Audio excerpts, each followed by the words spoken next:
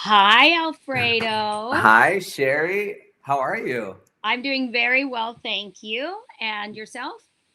I'm doing great. I think we have new looks today. Like you're rocking the curls, which you know I love. I've got a mustache. I have no idea if I'm going to keep it or not, but I decided to give it a try today. Awesome. I think that, well, I did see you earlier today and I didn't have this on, but you told me that you were wearing your leopard for me, so I went and put my leopard on for you. So, It did not go unnoticed. Thank you for that. You look gorgeous as so always. that's We're very that. animalistic today. Animalistic is a good, I think animalistic and sparkly are the best places to be always. I agree, without a doubt. Without a doubt. So, Alfredo, we always start out these episodes just talking a little bit about R&B and what R&B is. So, why don't you tell the audience exactly what does R&B stand for? Why are we doing it? So, guys, to recap for you guys, RMB stands for Raise My Bar Education. It's RMB education. It's also a play on words. So the RMB is Redken Matrix Biolage. For those of you that don't know already, Sherry, the lovely, beautiful, sparkly woman with glasses and curly hair today. That I'm sorry, I think you should wear your hair like that all the time. Uh, is she's the head of American Brands, which is the umbrella overlooking that, and I'm head of Matrix Education. And Sherry and I, along with the incredible team, I wish we could have them all on here right now. We have Noah, Casey, Conrad, but also an entire team at American Brands that are fighting for you tirelessly for hairdressers and just wanting to service the hairdresser. And it's something Sherry and I are so passionate about. And we wanted to do something every week where we bring artists together and just give free education to inspire you, whether it's business, like we have incredible artists on today, texture, hair cutting, styling, hair color, balayage, foliage, you name it. We want to bring it to you, and it's really a system that happens every week. So it starts on Monday today, and it's some people say manic Mondays, or they do. I love Mondays because I always know I get to be with you, Sherry, on here and share education with the artists we have for the week. Um, 3 hours of free education. And then Tuesdays, I go live. I do something called Spill the Tea because I'm a little more silly and it's with hair, just talking hair and fun. This week I've got Michelle O'Connor, who's with us today, is going to join me tomorrow for a recap, and I have Philip Wolf. And on Wednesdays we do an Ask Me Anything, and Sherry Doss at Sherry Doss Instagram and mine, where just how can we help you really? How can we be of service to you, the hairdresser? And just asking us questions. And then on Thursday, we go on Sherry's page and she has guests. Last week, Sherry, I just have to one more time mention how incredible the guests. I mean, every week it is, but last week, who you had on, it was like, I was all, I mean, I think everybody was crying. It was just really good information and also inspiration from salon owners. And, that's on Thursdays. And Friday, we set up the schedule for you guys for next week. And then we come back and Monday. And this is our fourth week, Sherry. We're a month I old today. can't believe it. I can't believe it. I So can't super either. exciting. And I think you said it right, is that we are a group of hairstylists Yeah. doing providing content for hairstylists by hairstylists. And Yeah. while the R&B is a play on words, we do not necessarily we're not brand directed, meaning the brands Yeah. don't direct what we're talking about, who we have on. This is literally this subgroup of hairstylists that we've sort of formed to be there for the community. And I couldn't be happier than to be doing this with you every single week. And you're right, Mondays we get to start out the week together, and I am super excited.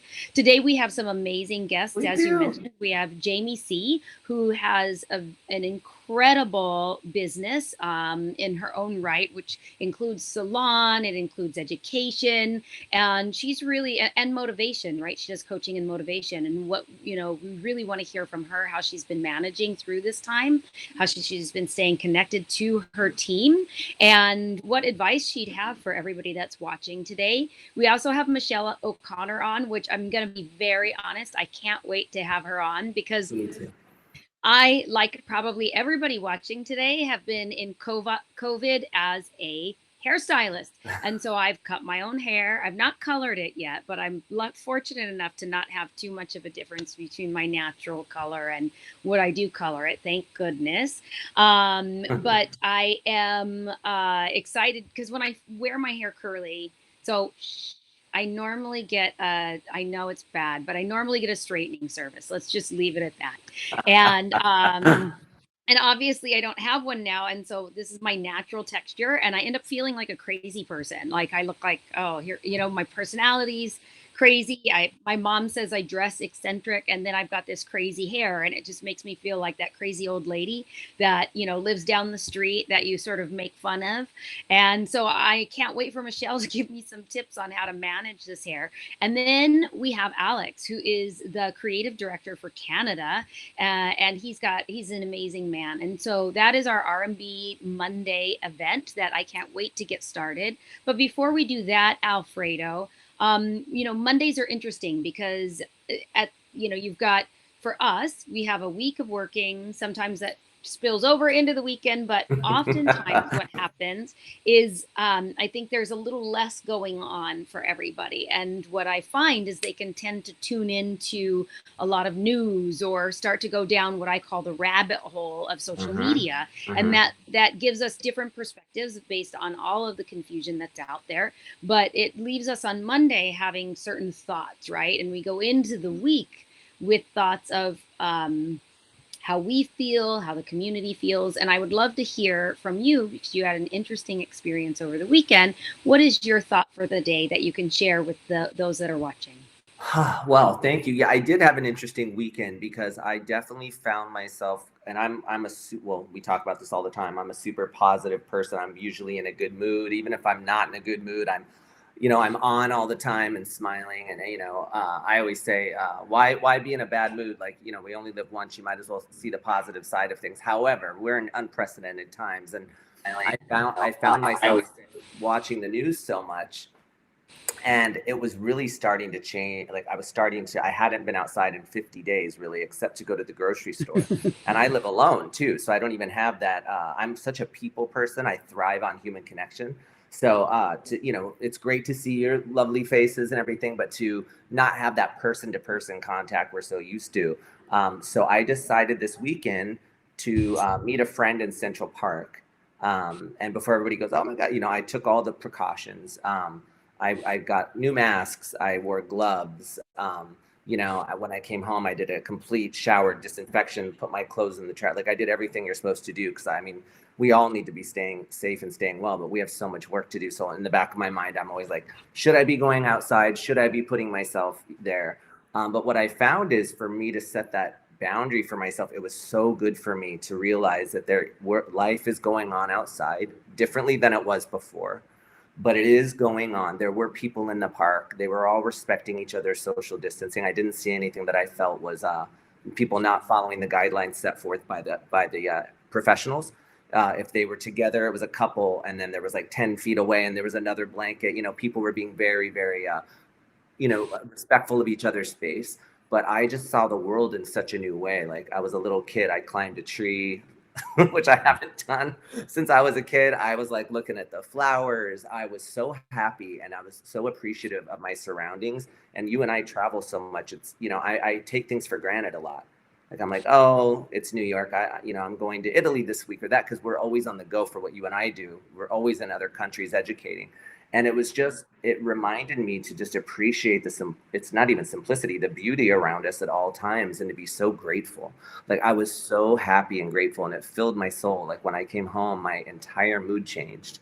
And I think it's about balance, and I'm setting my own, I'm setting boundaries with myself is what I'm having to do. And I think that's my thought for today.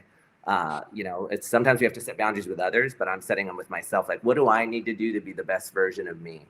How can I balance going outside, making sure that I'm staying safe and well, but also making sure that I'm feeding myself and seeing the outdoors and enjoying life and staying connected with friends and family. So I went into this week in a very, very different, positive, grateful mindset. Oh, wonderful. Thank you for Yeah. sharing that, Alfredo. And Yeah. I loved that. I did catch very saucy picture that you posted with your mask hanging down. I feel like you're going to use that in some sort of app in the future. I was gonna keep it on, and I'm like, no, I'm so happy inside. I want people to see that. That was a one picture. It wasn't like a photo shoot. I literally pulled it.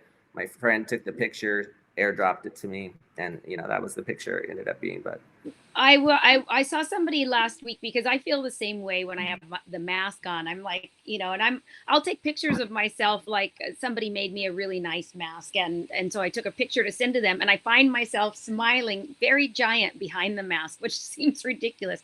But I notice when I smile big, then my eyes, well, they look so tiny today, but my eyes smile too. And I think somebody called it smizing, schmizing, yeah. Smizing. And so practicing our smizing so that people can know that we're smiling at them. Or I've been giving them a little like nod, that to let them know, like, hey, I'm looking at you, I'm thinking of you. But I loved, more importantly, what you said about gratitude and finding ways to be grateful right now. And I think that what's really important, because, the situation is different everywhere. In some cases, people can't actually leave their homes without getting, in trouble. Yes. It's so in those cases, I think no matter where you're at, no matter what your situation is, it's super important to find out, to sort of do that gratitude journal. We talked last week about doing, from the artist way, doing morning pages. And so now I'm going to add another layer into there, and talk about, doing gratitude. So waking up, doing your morning pages, just writing whatever feels like it needs to get out of you, not even thinking about it, right? And then going into, what I am grateful for today. And maybe if you're having a hard time figuring out what you're grateful for, maybe it's one of those mornings that you wake up and you're just like, I'm sad. Yesterday, I woke up really sad. I FaceTimed my husband, who I think everyone knows moved to the UK during this time, and I just was uncontrollably crying. I could, and I'm like, I don't know why I'm sad. I guess I do know, but I don't at the same time. And it's sort of like, okay, but what am I grateful for in this moment? Well, right now I'm grateful that I'm having mimosas, with you on FaceTime. And I'm not grateful for the 10 loads of laundry I have to do, because I haven't been doing laundry. But what can I find gratitude in? So if you wake up feeling sad, if you wake up feeling sort of not in the right headspace, saying to yourself, what can I find gratitude in? And I'm going to go back to the same thing I've been saying, which is you can find gratitude usually in serving someone else. So when you serve someone else, you can find, that makes your heart, your soul, everything, your mind in a much better place. And so that's my thought for the day. And so without any further ado, because I know we've got 3 amazing guests on today that are going to share some absolutely phenomenal thoughts. For those of you that don't know her, Jamie C is somebody who we met I actually a few years ago, working with Redken, and started out really just talking specifically about the hair that she does, because she does absolutely beautiful hair. And then simultaneously, she sort of built, I'm going to call it an empire. I don't know if she would, but she's built this empire. I call it an empire. Salon, education, coaching, coaching personally, coaching on business, coaching on wellness, coaching on balance. And she's a beautiful, beautiful, I think, very young lady that I am super lucky to know and have gotten to spend some time with. And we couldn't wait to have her with us today, because it gives us the opportunity to be able to have her share some of the ways that she's been managing through this, because it's tough for everyone. And sometimes as leaders, it's even more tough, because you have the responsibility of making sure not only yourself is okay, but making sure that your team is okay. And so please help us welcome on here, Jamie C. Jamie C. Hi, guys. Jamie. I'm just going to move over a little bit this way. Hold on. No problem. It's the opposite way. There we go. Yeah, it's the opposite way. Everything's a little backwards. So. Everything is a little backwards. A little backwards. There we go. We all have cool glasses on. Just have to point it out. Oh yeah. Yeah, look at that. Love that. Thank you. So nice to be here. It's nice to have you here, Jamie. And I think you know Alfredo because he's been to your salon before, is what I understand. And obviously, you and I know each other, and I've had the pleasure and have been so grateful to have you being part of the family, the tribe, the hairdressers that are looking to elevate themselves. And you've Yes. been a beacon for them. So thank you so much. So, Jamie, for those that may not know you, we do have people who are a lot of people who join us from other countries. And so, not everybody knows you. So, why don't you tell the audience a little bit about yourself, from whence you came, and what you're doing now? Sure. I'll give you the Cliff Notes. Right. So I am 32 years old. I'm from Bristol, Connecticut. Since I was about 13 years old, very, very drawn to hair. I think in the very beginning, before doing that, I think my mother, as much as she loves me, had the stigma around hairstylists, right? That's not what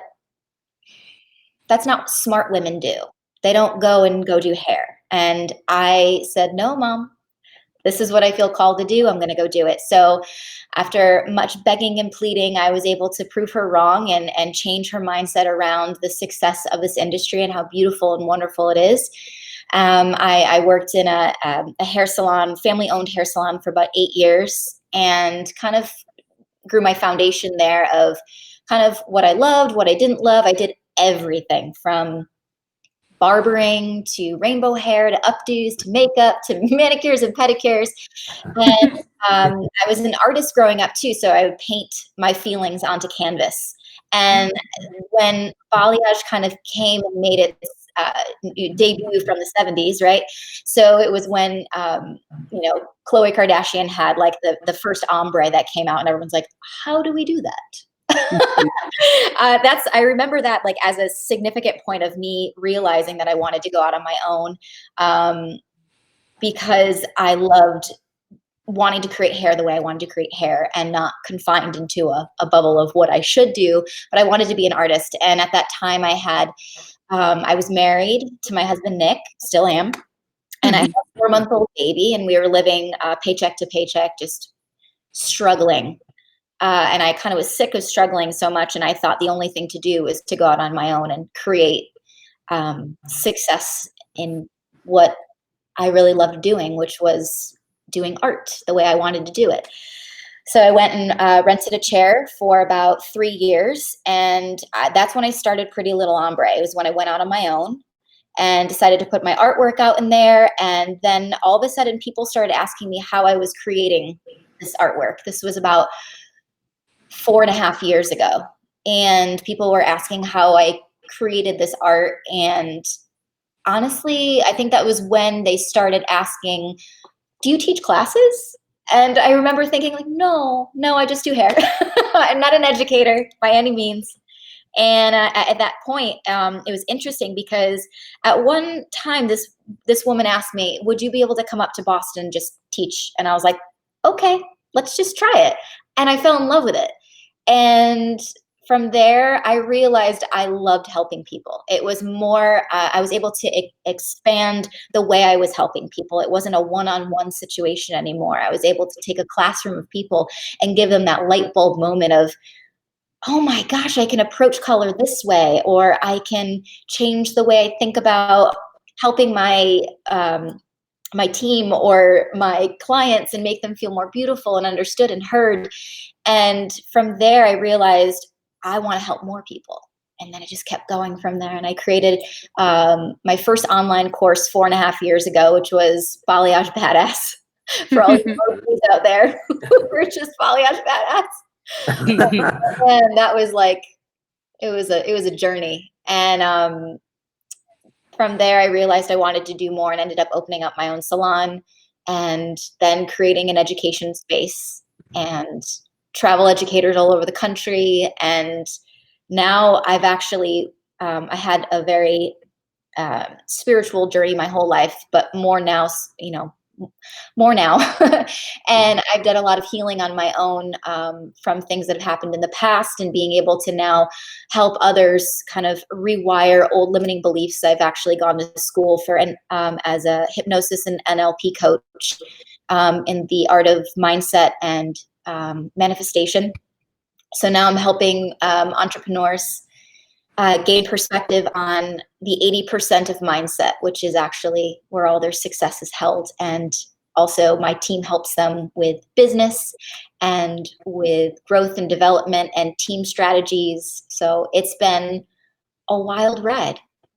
And that's where we're at. And that's where you're at. Well, it's a That's where we're wonderful, at.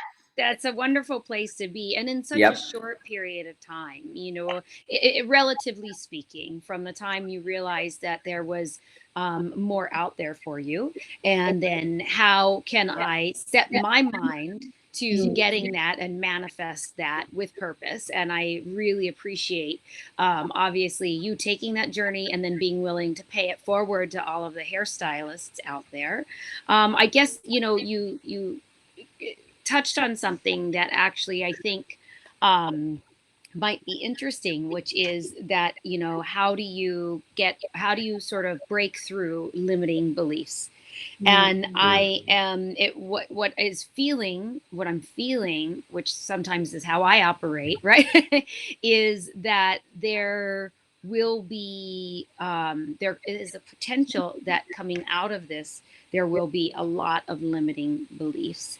100. And yes. And so, you know, how have you been, because you have a team of how many? Total in the salon, we have 7.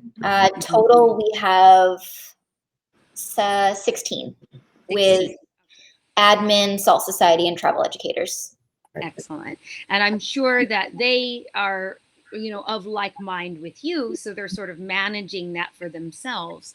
But what would you say to people right now who, you know, are some techniques, I would say, that if they find themselves going down the path of this isn't, I can't, I won't, I will never get through this, get over this, be okay when I come out of this, you know, they're sort of writing the script of their limiting belief right now. And, you know, we know that that sort of gets imprinted in our subconscious, and that's where we have blockages in what we call manifestation. So what are some tools you could give to some people today that might help get them through this without creating limiting beliefs? Well, it all depends on kind of where you're at and the goal that you want to have, right? So let's think if we're feeling, I think a common thing that we're hearing now is, well, my clients won't be able to afford, they probably have all lost their jobs, they probably won't afford to come back. And thinking about that in perspective, it's easy to get lost in the what ifs, but they don't serve us. So they can serve as preparation, but they don't serve as good energy, and they don't serve as growth. So the most important thing when it comes to, and this is what I educate on in my mindset courses, is the understanding of the mind and how actually the program even gets there in the first place. So, you know, our subconscious, like you were saying, Sherry, is your supercomputer. So it holds 95% of your life, your beliefs, everything you've ever experienced in your entire life, all of the programming that we've been experiencing. So how you were raised, the people that are around you, social media, movies, TV, all of the expectations of society, of your friends, of your family, of seeing other people in the industry and trying to live up to maybe what they're doing. And it's important to understand that most of us are living off of someone else's programming. And to tap into, you know, what you're called to do, it's important to understand, what is my goal short term?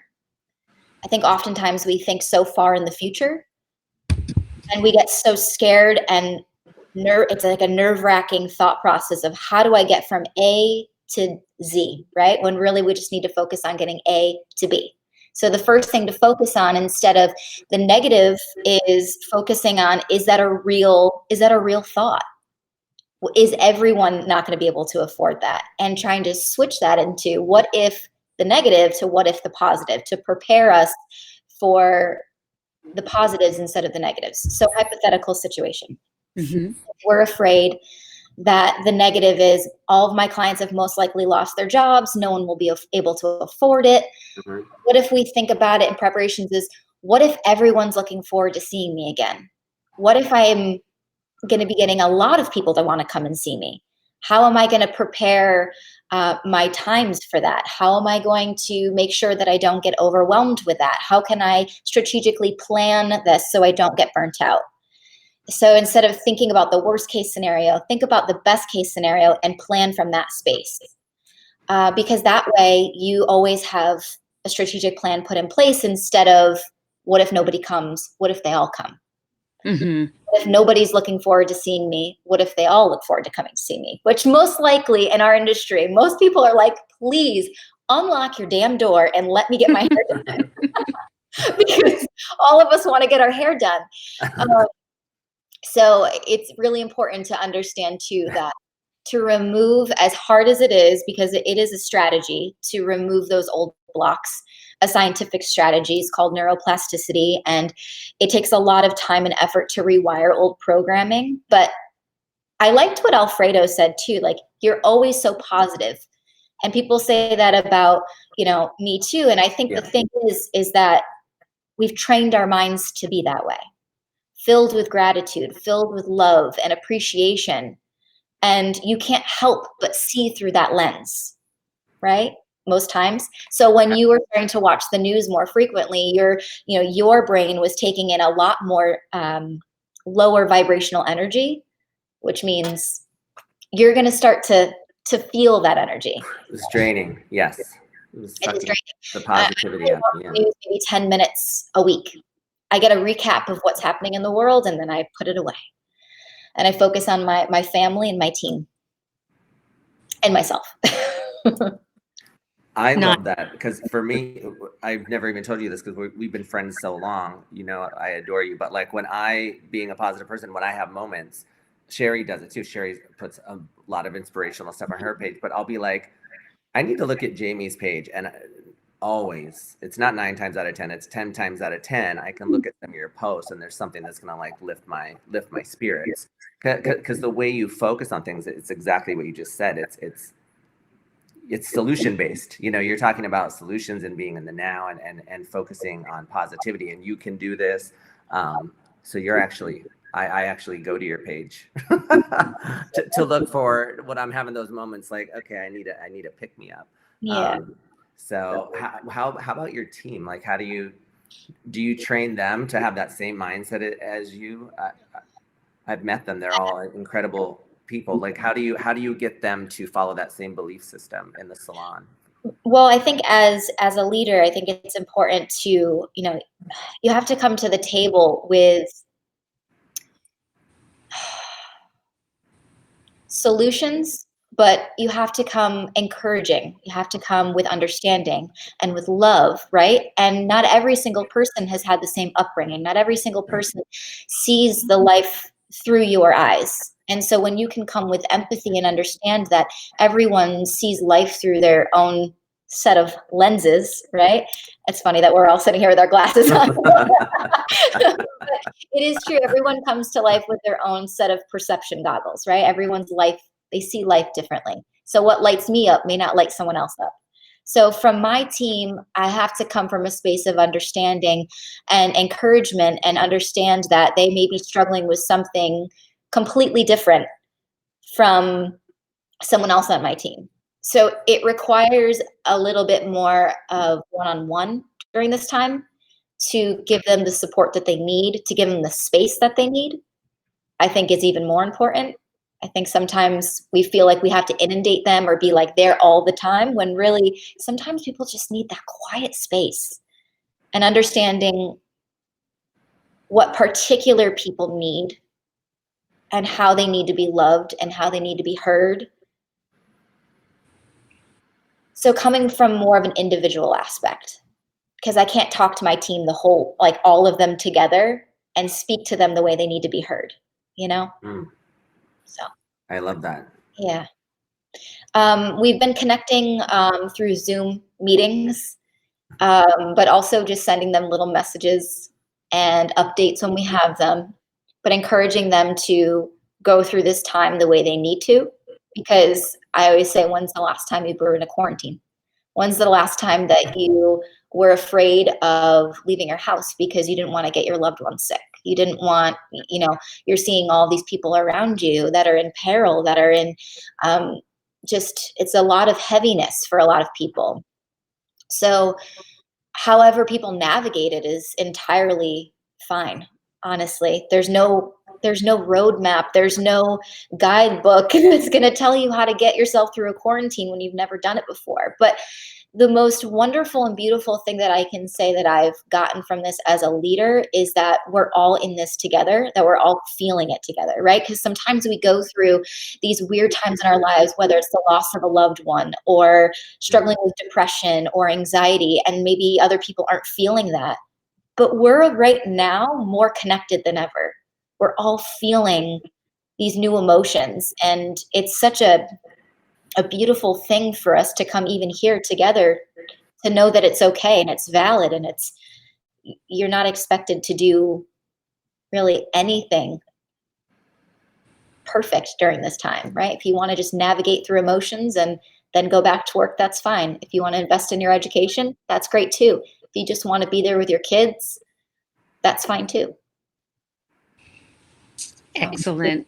And so, Jamie, how are you managing from the salon perspective, Yeah. the clients? What Yeah, are some so things that you're doing? my salon manager comes in 5 days out of the week, does emails, does phone calls, and we've had to basically call each and every single one of our clients and postpone them to a later date.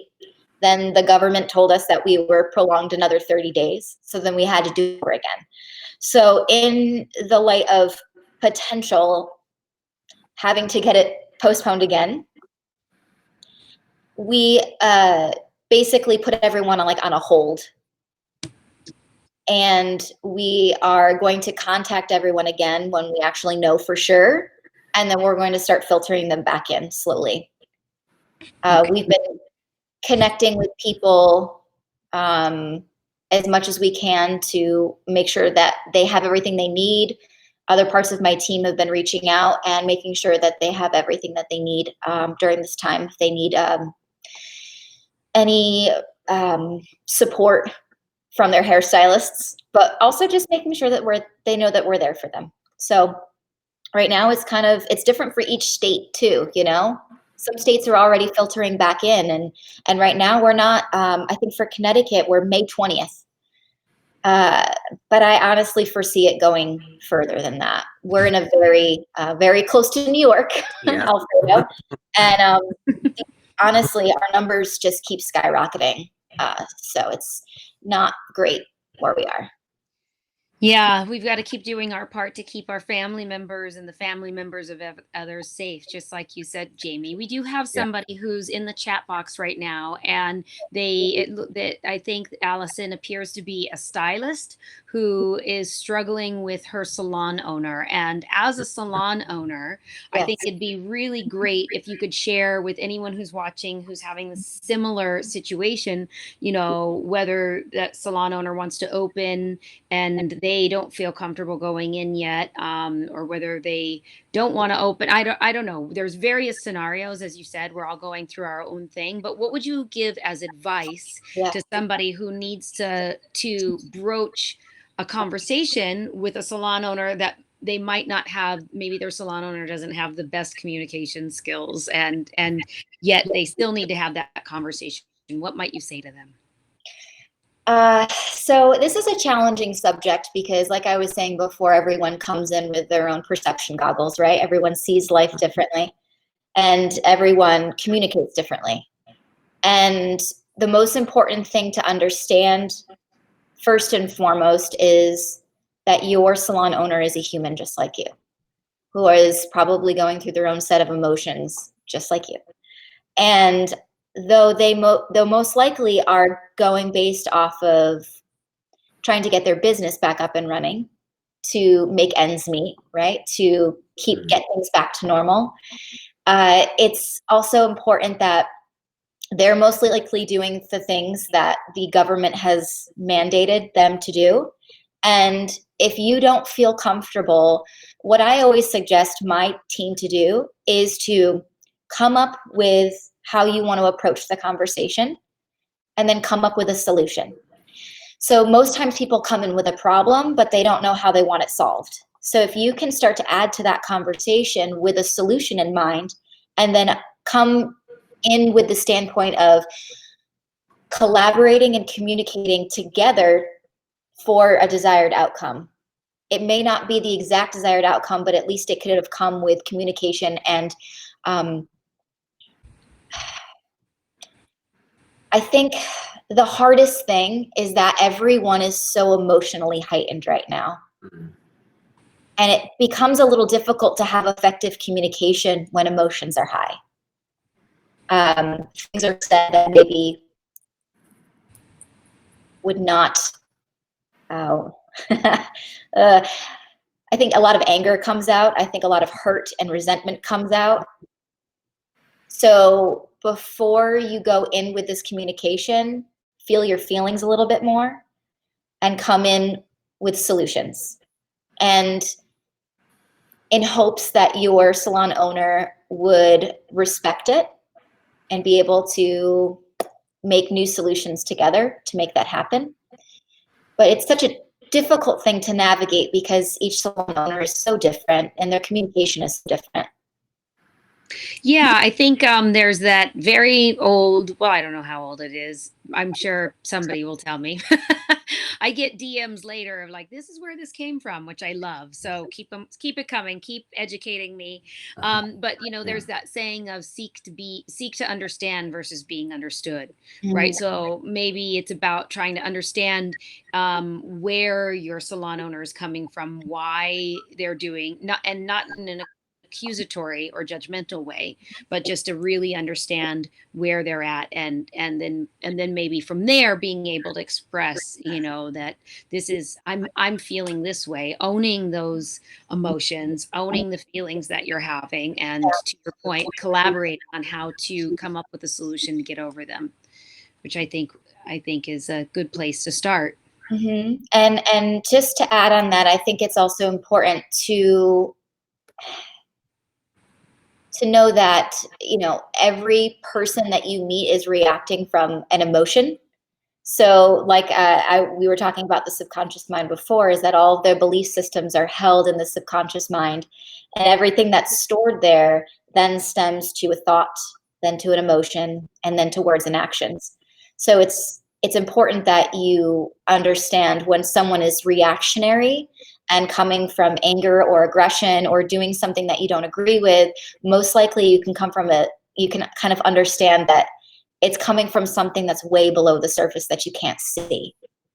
And once I learned that, it helped me understand my team better. It helped me empathize with people I've never met before. It helped me empathize with just, I think, most new people, or most people in general. Mm-hmm. I could understand and empathize that most reactions come out of pain or fear. Yeah. Exactly. Well, as I suspected, it's already come through. 1989, Stephen Covey said, "Seek first to understand, and then be understood." Which reminds me, there's a few really good books that any of us have access to. You know, Jamie has gone through the work of becoming a coach. I myself am also a certified coach and pastoral counselor. And those are longer courses, if you will, but 3 books that I would recommend. Yes, Stephen Covey, The 7 Habits of Highly Effective People. Another is one that I posted recently called Dare to Be Yourself. It's a great book on reflection and how, because of these things that we've gone through, Jamie, we end up putting on, you know, sort of the initial story is about a golden Buddha that they kept covering, that kept getting covered in mud. And one day you no longer see the golden Buddha. And that's what we do to ourselves sometimes, is we continue to cover or mask ourselves. So how do we peel that away? And then what was the other book that I was going to say? Now it's escaped me. So Dare to Be Yourself, The 7 Habits of Highly Effective People, and then one other that I can't think of right now, but it'll come back to me, I'm sure. Oh, Blair Singer's Little Voice Mastery, which is talks about the subconscious and how, you know, we put the BS in there. That's where our BS comes from, belief system, but it's also where we store. I think we lost Jamie for a second, so I'll just keep talking. So it's where we store a lot of the BS that we've encountered throughout our lives. I We was put gonna it say it's like double entendre, right? It Like, is. It is. I like that word, a double entendre. yes. And so, you know, how do we do very specific things to address the little voice and then to sort of combat the little voice. And there's some great exercises in there that we use in education a lot, celebrating all wins, because the wins actually, Yeah. you know, if you think about it, how many times, Alfredo, would you say that you've done something that maybe didn't meet the expectations of either yourself or someone else? Has that ever happened to you in your life? Never. That's good. No, Happens to me of all the course, it time. happens to me all the time, And all the how time. long do you Yeah. obsess about it? You know, I'm probably my worst critic. I'm sure you're the same with yourself, I would assume. I don't know. I'm probably my worst critic, so I obsess on stuff like that. Like, Yeah. I will let it go. I don't hold on to it for weeks, but I will hold on to it for like a good couple days and just go over it and over it in my head. But I For think the point is, honey, I always tell you, don't feel bad, because I think everyone does that. Yeah. Oh no, I don't. And Yeah. Yeah. and then It, I say, okay, how many times have you had a win in your life? And I can promise you that you've probably had a lot of wins. And how much time do you give equal amount of time sort of owning that win as you did obsessing about the disparity in meeting an expectation? no, I think I hold on to the win for like a night and I feel really good about it. And then the next day I'm like, okay, what do I have to do now? Like, what's next? You know? Yeah. Yeah. And so those are things that in in this whole idea of sort of squashing or quieting, I'd say, the little voice, there are exercises in celebrating wins and being more mindful of the thoughts that we're putting into our vessel, right? We've been talking about the open vessel. So what kind of thoughts are we ourselves putting into our open vessel, and how do we manage those? We have a few questions. Let's see in here. Lisa says, how are employees handling with the stress of starting back in the salon, social distancing not possible, and other forms of protection?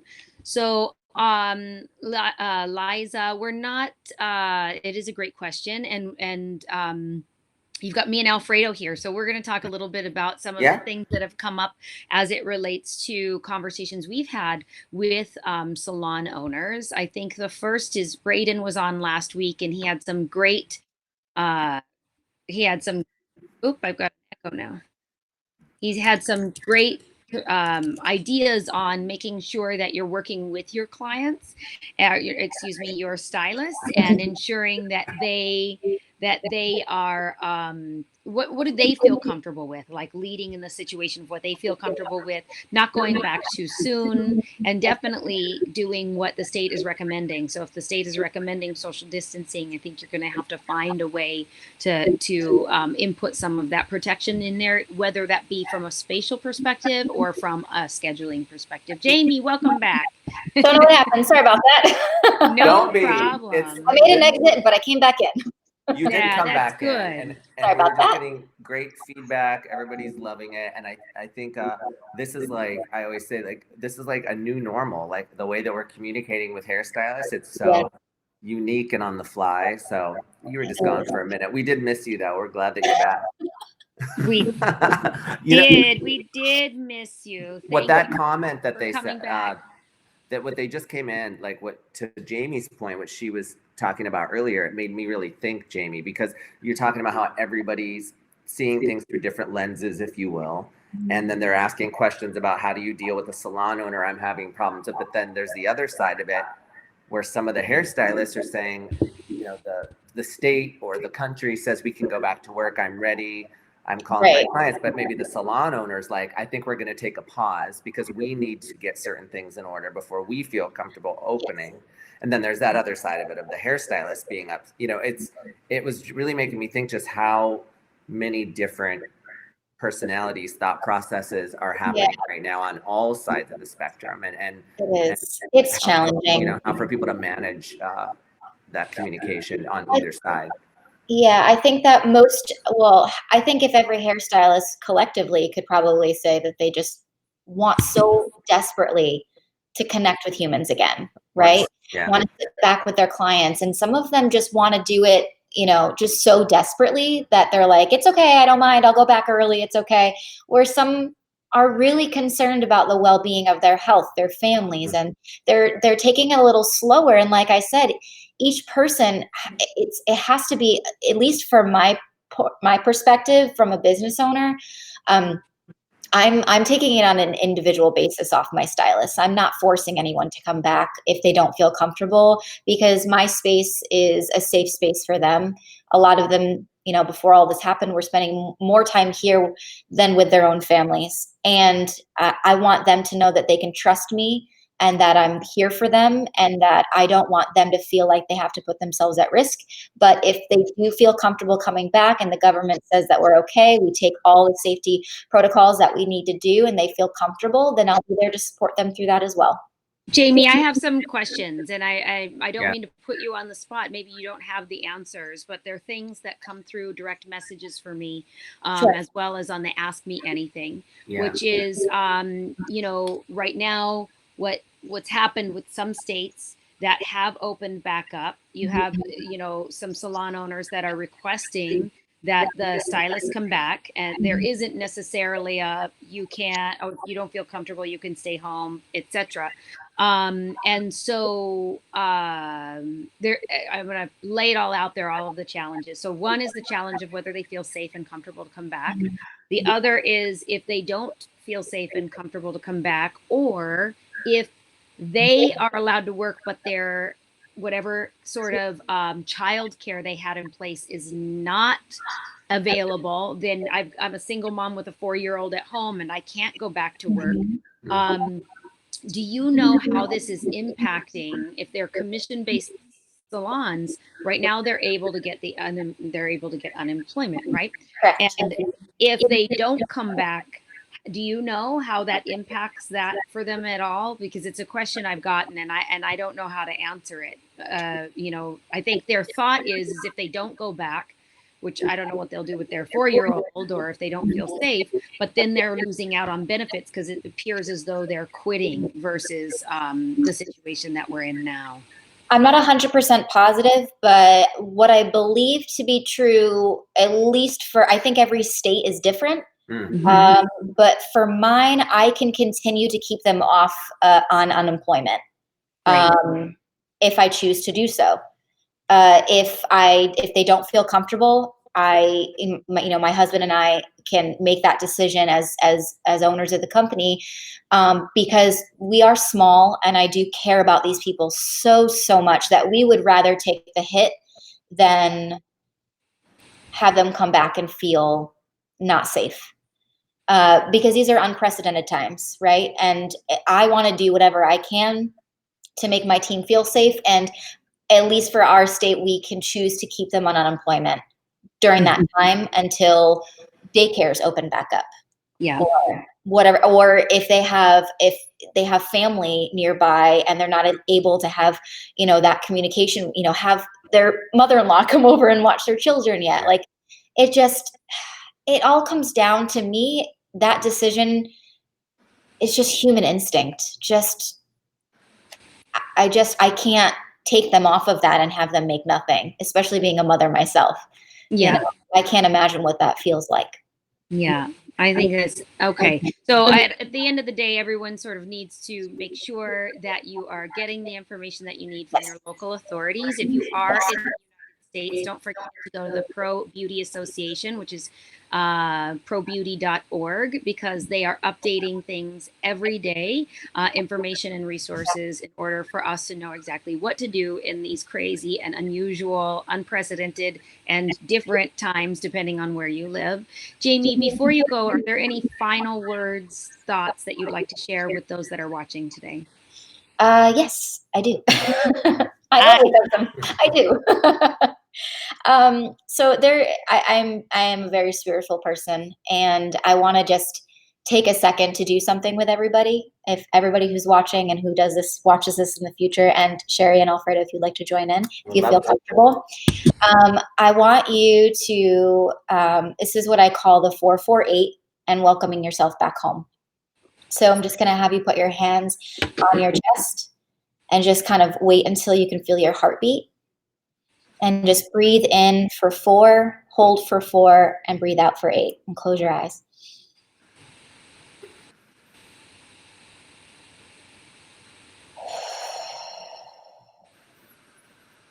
So I always suggest doing that 3 times.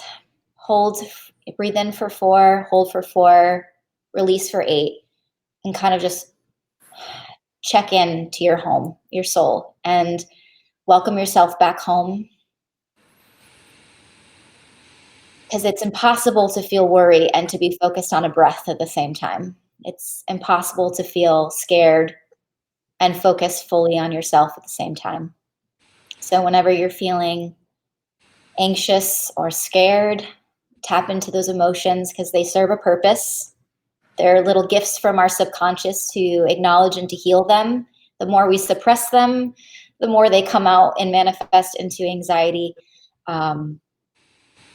So I just encourage you guys to just welcome yourself back home, that you're safe and you're loved. Yeah, that's so awesome. Jamie, that's amazing. And so for those that would like more of this from you, where do they go?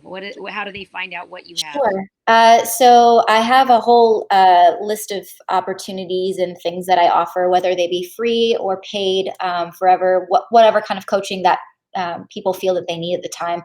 The biggest thing that I'm offering right now is my Magic of Money Making, which is manifestation, rewiring the subconscious mind, and becoming a magnet for more abundance into your life. So that is a 5-week coaching course, and all the information is on my Instagram.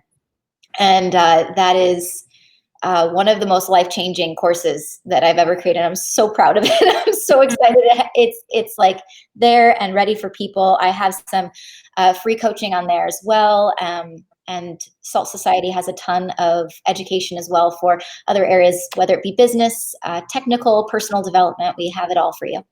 Excellent. Thank you so much, Jamie. So for everybody here, please go to @PrettyLittleOmbre on Instagram for more information, and know that now is the time. We talk about business not being sexy, and maybe right now you're thinking, damn it, I wish I went to those business classes. I can promise you Jamie has made business sexy. So please make sure you go and visit her Instagram page. Visit all of her Business education. is sexy. Business is sexy. So thank you, Jamie. guys. I love you, Jamie. Thank Love you so you. much. Mwah. Love you. Bye. Excellent. What a nice space to be in. I love her so much, and I actually want to take that course. Okay. Check it out. No, just to check it out. Like Yes. you know. Yes. It is. Okay. I think that business needs to be like that song by Justin Timberlake, "Bringing Sexy Back." Like we need to bring it into business. Honey, I think you're bringing sexy back today. Your nameplate is over your shirt, so I actually can't see. But earlier, he had my nameplate is. He had it unbuttoned down to his navel. So. No, I'm just I buttoned up a little bit, so there's no inappropriate moment. I think it's cute. It makes Jamie me giggle. was great. Thank you. And who's next? That's good information. I'm so excited for our next guest. Me too. We are gonna get into it's funny. I'm gonna tell. I don't even know if she remembers this, but fun fact: I met our next guest at a Matrix event a few years back, and And for those of you that don't know, if you do events or you don't do events, there's a lot of planning and rehearsals, as you well know, Sherry, from all the events you've done, that goes on preceding the event. And we all had different classrooms. And I went up to our next guest, Michelle O'Connor, because what she does, I mean, if you don't follow her, follow Michelle O'Connor Beauty. The work she does is just, I mean, it's so outstanding and so diverse and so like, and I went up to her and I was like, I think that they need to have a full day of us getting to take each other's classes so that I can learn from you, because I want to learn more about texture. I want to learn more. But you know, Sherry, when you're at these shows, you're so focused on making sure that your presentation is going to be 100,000,000% for all the people that are going to be taking class for the hairstylists. Sometimes we don't have time to, you know, get as much education at that particular event as we wanted to. So of course at the time I said, you know, I think they need to have a whole extra day, you know, for us to each other's easier said than done sometimes. But she and I have had those conversations a lot. So today, as I know you are too, Sherry, you talked about it earlier today with your own hair. I'm so excited that I actually get to sit and experience a moment with Michelle O'Connor teaching us and actually get to take notes and learn. So I couldn't be more excited to have her joining us right now. Well, the good news, Alfredo, is that I don't think education will ever be the same. And Yes. there'll be more than we've ever could have imagined online. So Yes. you can maybe, you know, I call it binge learning instead of binge watching on Netflix. We can binge learn on Access, L'Oreal Access. We can binge learn on social channels. We could binge learn right here on RMB. And raise our bar, right? And raise our bar. And right now, I want to binge learn on how to manage and tame this mane that I have. So let's welcome Michelle O'Connor. Hi. Hi, Sherry. Hi, Alfredo. How are you guys? Really good. How are you? Good, good. That was amazing. I was watching with Jamie. That was amazing. Yeah. Good.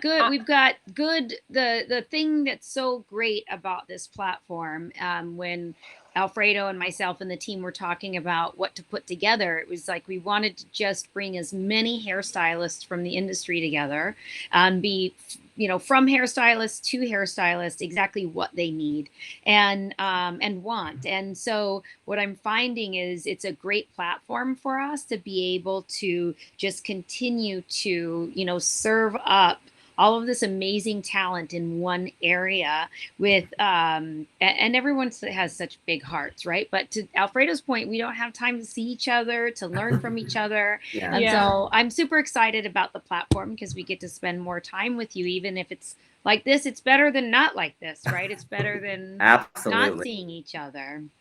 No, I agree. It's amazing. And you may not know this, but I am extraordinarily shy person by nature, right? So I feel like I turn into this alter ego when I'm on stage or when I'm at an event. It's like the Beyonce, Sasha Fierce type of thing. And then I go back to being like this super shy person. But this platform has been intimidating, but really exhilarating at the same time, because I feel like I am super passionate about sharing information. And I know how I am internalizing things when I'm a stylist and I'm in an uncomfortable zone of learning something that maybe I'm not an expert in. Mm-hmm. And I think it gives that platform or that space for stylists to feel like, wow, like I don't really work in this genre, but I'm at home and no one's looking at me and judging me right now. So I can make the mistakes and I can, you know, kind of be a voyeur, if you will, and get this information, like you said, binge, you know, get all this information and come back like guns blazing, like ready to go. I've had to ask myself, how important is what we're doing as hairdressers in the full scope of what's going on with the world? Because sometimes I personally would have a tendency to like question and say like, is this really important? Because, you know, there's this, you know, essential worker thing and are we essential? Are we not essential? But as I put in my post today, I said, it's really about just encouraging and it's really about giving you something that lifts your spirits. And that's what we do in the salon. It's always been about lifting spirits and helping people be the best version of themselves. It's all about feeling good and you wear that on the inside as well as the outside. So I'm thrilled to be here. Oh, we're so thrilled to have you. And I would never know that you're shy. I mean, So shy, so shy, so shy. I'm trying to think, and the few times we've been together, I suppose you're quiet, but I just think, oh, she's thinking of how to make that the most amazing sculptured thing ever, because that's what you do. I mean, you do a lot of things, but you make beautiful hair, Michelle. And Thank you. in fact, I Got it. think you have been honored by your hair making skills, correct? A few times. Yeah. I have. I've been lucky and blessed enough to have walked away with a few Nahas, and I think that for me is especially sort of a proud moment because it's not anything that I thought I could ever do. So Mm. when we talk about hairdressers that are in the salon and we work in so many different capacities, there are those of us that are social media stars, those of us that are, salon owners, those of us that are just going to work and styling hair behind the chair and taking care of our families. But our industry is so multifaceted that I just represent one sector of it, and that's the sector of being able to do hair and artistry on a level that's recognized globally. And it's just even the opportunity to be able to push myself from taking someone and washing their hair and highlighting their hair and styling their hair to really like perplexing myself to try to think of something that is going to captivate the attention of those that are looking at this image. So it's a stretch. It's a stretch for me personally as an artist. And then Well, yeah. congratulations. And for those that are watching that are not from North America, NAHA stands for the North American Hairdressing Awards. And it's kind of like an Oscar for the hairdressing Yeah, industry. And so absolutely. to proudly be able to say that you have 3 of those, Michelle, is like, not a small feat. It's actually something that you should be, I know you are, but super proud of, and every little thing deserved. So we Thank can't you. wait to see what you're going to share with us Yeah. today. Yes. Yeah. So I really, like I said, I'm super passionate about this genre of hair because it tends to be the one that a lot of us shy away from because it can really be intimidating. It's it's curly hair, it's texture, it really isn't going anywhere. Over 65% of the population has curl, and there are so many of us, whether you're a consumer or whether you're a hairdresser, that really don't know what to do with it. But the the most the biggest sort of driver of curiosity right now in the salon industry is how to tackle curl, how to style it, how to manipulate it in a way that it actually looks like it was styled. And so you might see someone come in. There's so many different types of texture as well. There's texture starts out wavy and then it goes into curly and then it goes into coily and everything in between. And I think once it goes past a loose curl, we get very intimidated and don't understand how to manipulate. So I have the magic of TV, right? When they cook, like on the cooking shows. So I have I have a few different styling techniques that I wanted to show sort of like the end result. And I Love. also wanted to show you how I arrived there. So I'm going to speak to just a few of the things that I did and show you sort of the contrast and the differences. So someone may come in and they have highly textured hair, right? We want to look at hair in an individual type of capacity. We don't look at it in its entirety because that's overwhelming. So the first thing is breaking down what's going on with the hair. This brings us back to hair school, where it's all about understanding what we're looking at. So we're looking at a head full of hair that we think is probably coarse, that we're making this assumption just by visually looking at it, as opposed to taking it on an individual basis, looking at the strand itself and making a determination there. So when we're looking at texture, we want to look at things like the density, right? How much real estate does it take up on the head? It can appear to take up a lot of real estate, but when you gather the hair together, it's probably very fine. It's probably very thin. But we don't know that because of how much expansion the hair has because of the texture. The other thing we want to look at is that word texture. We use that incorrectly most of the time, and we forget what we learned in hair school. We learned that texture actually it's fine, medium, or coarse. There's only 3 different types of texture, but we use it to distinguish whether the hair is curly or super curly. That's how we use it. And so we have to remember as stylists that the ownership of keeping our industry professional and using the correct terms and educating our clients is on us. Like, we have to make sure that we're not using those terms in a way that is loosely thrown around where it actually doesn't fit what you're describing. So texture, right? So this particular mannequin, I'm looking at the texture of her hair, and texture can, if I give you the analogy, can look anywhere from like a spider web all the way to maybe even dental floss, right? Or if I used a spaghetti analogy, we could say fine hair would be like angel hair pasta, right? And then coarse hair would be like we would maybe it's round, so I would say spaghetti, but it's kind of just giving you sort of the differentiator to say it's actually the circumference of the individual diameter of hair. So when we break that down, we don't make mistakes in the salon. One of the biggest services that we have the opportunity to employ in the salon is not only styling your curly hair clients, but also coloring them. So now that we've removed really a lot less of straightening and relaxer services, a lot of people are embracing wearing their hair natural and just straightening it temporarily. Now you don't have to, fight with the breaking down of those bonds with trying to color hair that's already been relaxed. So you have free reign.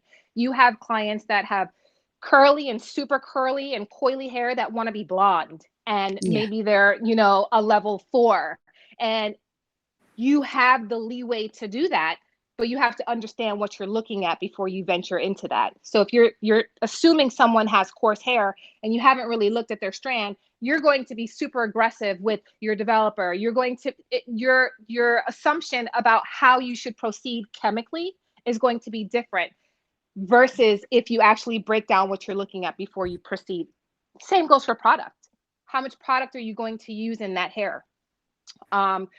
What we know, I have so much information. I feel like it could, like you said, it could go on for like days. What we know about curl is that it frizz, right? It frizzes.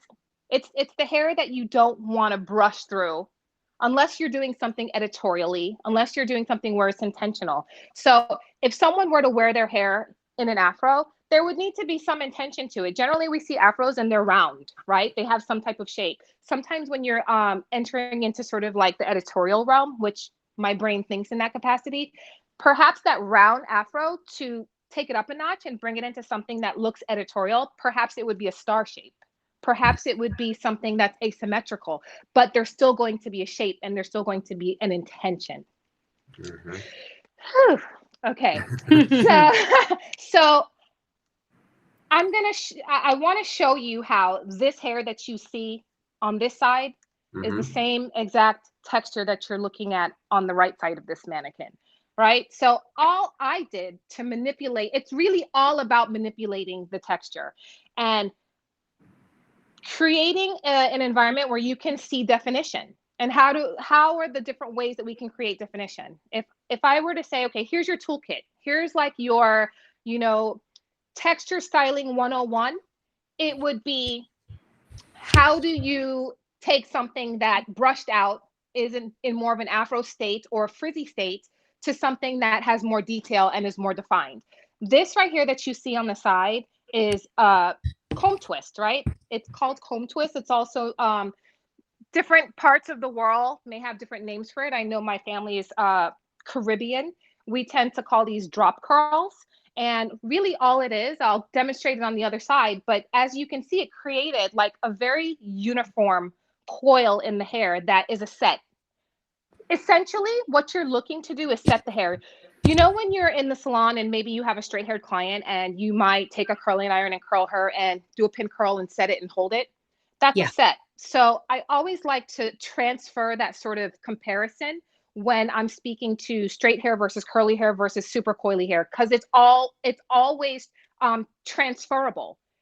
Um, so if I take this set here that I used the Biolage curl butter, butters are really important for curl because the sebum that we produce, every one of us produces from our scalp, it cannot travel down curly hair in the same way that it travels down the shaft and the strand of straight hair. What happens is it generally wicks away, it wicks off. And so you have a mid shaft and ends that's always dry by no fault of their own, by no fault at all. If your hair is curly or super curly or coily, it's dry. It's going to be naturally dry. So as a result of that, you have to put those oils back into the hair as a religion. It's not even an option. So one of the things that I always make sure that I know that because this hair thrives off of moisture, oil is not moisture. Oil is lubrication. Oil is nourishment. Water is moisture. So when you look at your ingredients and you look at things that you're putting back into the hair, curls thrive with moisture, and that moisture is going to come from its water source. I like this analogy. I always say curls are like mermaid hair because when a mermaid is in the water, like that's her best self.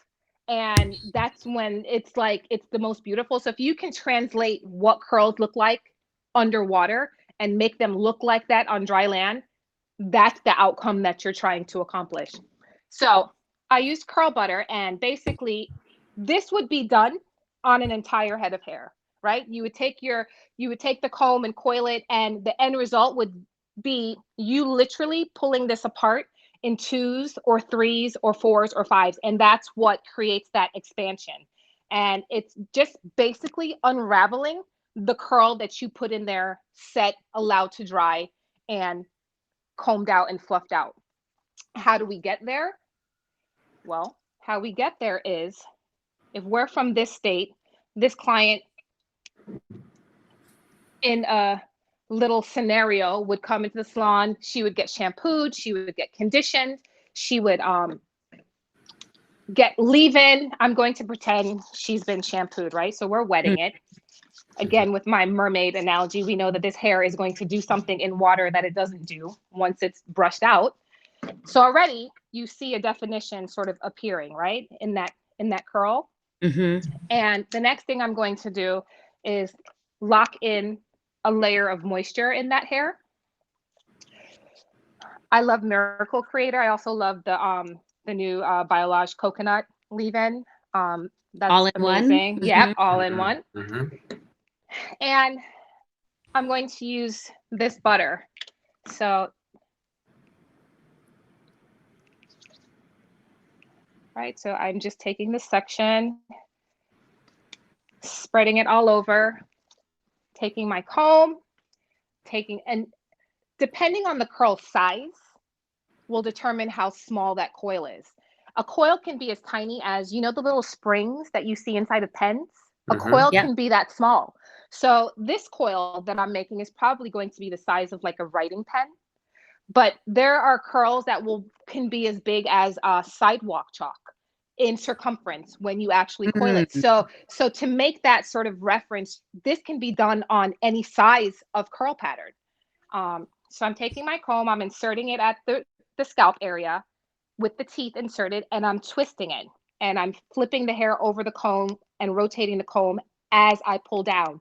It's kind of one of those things where you feel like you're patting your head and rubbing your belly, but it's a rhythm, and we're used to rhythms in the salon in the same way you have a rhythm when you highlight. It's the same kind of thing. And I just created a coil, and that's a set. So I'm going to do So, one Michelle, more. if you don't mind doing it a little bit slower for those that are watching, and closer. And then just if you could break it down a little bit slower. We do have some international guests that are on that I can see, and English is not their first language. We want to make sure that they get this because that was just amazing. I'm like, okay. Light bulb. Okay, so I'm using a tail comb with fine teeth because if the curl is bigger, you can use bigger teeth in the comb. But in order to create sort of that to make sure that there's nothing tangled in the inside the curl. You want to make sure that as you're rotating, you're able to go through and you're detangling as you're doing that. So I'm going to insert the comb at the scalp area, flip the hair over the back of the comb, and rotate. Every time I flip the hair, I also rotate the comb, and I'm pulling down so that I'm traveling the length of the hair. So I'm rotating, I'm pulling down. I'm rotating, I'm pulling down, rotating, pulling down, rotating, pulling down, until I no longer need to swing it around, because now I'm at the end and I can just rotate the comb and pull down until I get to the final tip. Wow. Amazing. I've never seen that done before. I mean, Okay. What? What, did you Alfredo? see me? Did you see me like having a question? What's happening with you? Okay, talk to me. No, I mean, I've never seen it before either, and it just light bulb went off. But the one thing that I wanted you to clarify, and I don't know if anybody else is, I noticed you layered a few products on the hair before you started this technique. And if you could explain to me, from my mind, what the thought process is behind that, the why, and then is that something that's generally usually what you do to get, because I love when you say curls are like a mermaid hair. I even wrote it down. Make it look like that on dry land, like that. Yeah. Was like a very good visual for me. So good, because I learned that way as well. So we always try to give how we receive. What I'm kind of doing without even thinking about it is in the curl community known as the LOC method, or even LCO. It's an acronym, and generally it stands for leave-in or liquid for the L. O generally stands for oil, and the C generally stands for cream, which represents butters, creams, anything that is sort of going to seal the water and the oil in the hair. So for some, depending on the porosity, which is why it's important to diagnostic the hair. If your hair is not porous, right, meaning that your cuticle is closed down, it doesn't receive moisture easily. It's sort of locked down. So it's like closed doors, right? But it still needs moisture, but it tends to repel it. So that hair tends to benefit from LCO as opposed to LOC. So always a leave-in. It's like the moisturizer on your face underneath makeup. You don't omit that step regardless, because it is just the extra penetration. Generally, all leave-ins, the first ingredient is going to be water. So it's not only the water that's already on your hair, but it's imparting water, but then all the other benefits that you would get from a conditioner, right? So it's the moisture, it's the slip, it's the split end preventer, it's the heat protectant. It's all of that coming together to encapsulate your hair. But now you need to suspend it in there. So then I didn't do this on her, but the next step could look like an oil, right? Oil, serum, something that's going to sort of mirror the sebum that's not making its way down to your hair. So because it's not making its way down to your hair, we have to put it back in there. If you don't put it back in there, what happens is you have dry hair, you have split ends, because dry ends up being cracked and split, right? And then you have a situation where, particularly in this community, your curly girl always feels like her hair is never growing, because it's growing in spirals, right? So it's growing in spirals, and so it's never moving down. If your hair naturally doesn't have an oil production, it's not lubricated, it's parched. Think of the desert. Think of like when you look at dirt that's dry and cracked, right? It's like it's crying for you to put back lubrication in there. Yeah. So what happens is, it's not that your hair is not growing, you're not having length retention because your hair is dry. So if we are mindful and purposeful about putting all those nutrients and those moistures and oils and lubricants and butters back in the hair, you will have better length retention. So I have, of course, some questions. So what type of, right, Jessica Hernandez is asking, what product did you use? So first you used the leave-in. I did. On this particular mannequin or customer, I used the Miracle Creator. which is from Matrix, and Yep. it's amazing. Always, it's one on that's the top of my list in terms of the features and benefits and what it does. It's like it does all the things that you're not even thinking about. And Mhm. it's like when you're a child or you have a child and like your mom has safeguarded all the things and you don't even realize what you've been spared from because it's like already in there. So this is like your mom. Excellent. So And then so your cream?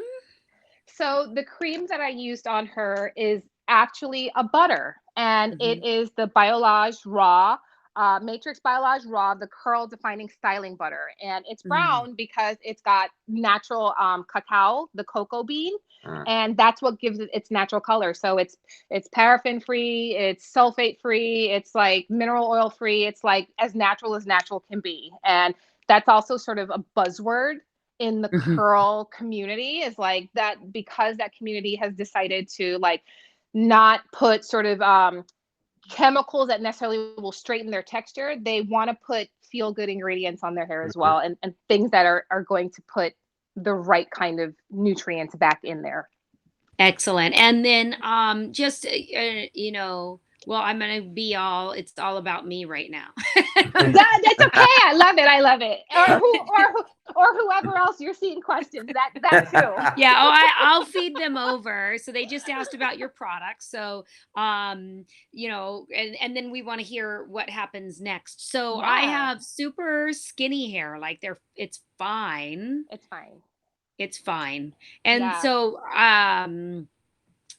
I did use a leave-in today. I used the all-in-one. Smells delicious, which I yeah, love. yeah, And not much else because I'm struggling. I don't normally wear my hair curly, except back in the 80s. I used a mousse, I scrunched it, and I had very yeah. crunchy hair. Right. And now, it's like I'm not even so for somebody with finer hair texture, or if I were a guest, right? I Yeah. could be afraid of putting too much product on my hair because I'm afraid it might weigh it down or become greasy or whatever. So, what would you recommend for a finer hair texture? That's an excellent question, Sherry. And I think that in your case, I would sort of make the observation that, all right, she has fine hair. A butter is not going to be in her future. Like, that's not something that I'm going to put on her hair because, like, you sort of arrived at that sort of conclusion. It's going to weigh on your hair and be heavy. And you actually want to enjoy the volume with some definition. And so in that case, I would reach more for a gel. Mm, And it's really going to be your quantity of how much you're putting in your hair. A lot of times people think that a product is bad or something's going to weigh your hair down or make it heavy. And it's really all about like your ratios of what you're using. So water is probably 80% of the moisture that you should be having in your hair. Water doesn't weigh anybody's hair down. Okay. So mhm, so so water's got to be it. Your leave-ins got to be it. That's not going to weigh your hair down. But also concentrating and focusing on like where we are putting these products. I think we forget, even in as simplistic of a term as how are you washing and conditioning your hair in the shower as a person, like yourself being the client. you know Shampoo is not something that really should be in abundance on your mid shaft and ends. mm, It really should be focused on the scalp area and cleaning mhm, your scalp area, and the reverse for conditioner. Like mhm. conditioner shouldn't be an abundance placed on your scalp area. It should be on the mid shaft and ends. So when it comes to products and me going into your hair, the dilution fraction or mathematical equation for how much gel I would be using on your hair would be 3 parts water to 1 part gel. Right. And you know what I'm saying? So it's really about being mindful about how we're using those products. But I can tell you that a butter off the bat is going to be something that would weigh on your hair and be heavier because your hair is a looser curl. So you Mhm, actually have a higher level of probability of oil that's able to travel throughout your hair than someone who has a tighter spiral or a tighter spring or a tighter coil. So you probably already have some natural lubrication. So I don't need to pile that on for you. I need to focus on creating definition, defining that curl, making it the best curl that it can be, and Mhm. allowing it to not be like it was in the 80s, which was a time where curls were harder, they were crunchier, they were frozen. Yeah. Now today's modern curl is soft, it's touchable, it's like a kiss me curl. Like you want to touch it. It's bouncy. It is like it's playful and it looks like there's a lot of air in it, and it's soft and it's touchable. That's the modern curl. Nice. My Alright. my sister and my mom and I, we all have this curly hair, and my Well, I sister, saw your sister with the curly hair. Yes, and Adina. she's got a more coarse strand of hair, and she uses a product which I use as well, but to your point, in different ratios, and it's a paste. So specific one is a Redken one. It's called Rough Paste, Yeah. but a Yes. paste, and then you can put, like, she puts oil in hers, and then I put Okay. water in it. You heat it up first with some water, and Yeah. I was saying to her, I said, "Yeah, Rough Paste to curly hair is like shapewear to my body," and Rough so paste. Yeah. It's I know it. I know rough paste, and it's good. I love Redken too. It's I do, and it's really concentrated. So yes. so So you maybe it's like, if you yeah. think of, sometimes I need like double Spanx. And so, in that case, if I'm like a hair strand and I'm bigger, Yeah. Yes. then Yes. I might need double Spanx to fit into my tight dress at night. But if I'm Mm, like in a skinny day, if my right. hair's skinny, then I might need something a little more, just like some light shapewear, which would be Right. equivalent to I more like love a your gel. analogy. I love your Yes. No, analogy. I look, I can relate to the shapewear. We know different days call for different armor. It's called Yes. armor. Even as a guy, same, Even as a same. guy. So funny. Okay. All right. Let me get to the next thing, you guys. How much time do I have? Okay, Well, okay, wait. wait. I know we're gonna. You have time. Okay. You have plenty Okay. of time. So before you Okay. move on, you would Yeah. do this combed curl, Yes. and then you would, how would you let her air dry, or what would you do with her? So if this were a professional setting and I'm the stylist and this is a guest and they're coming in salon and I set her hair, I would place her under the dryer and these would dry relatively quick because Hmm. there's nothing inside of them. It's just Right. hair.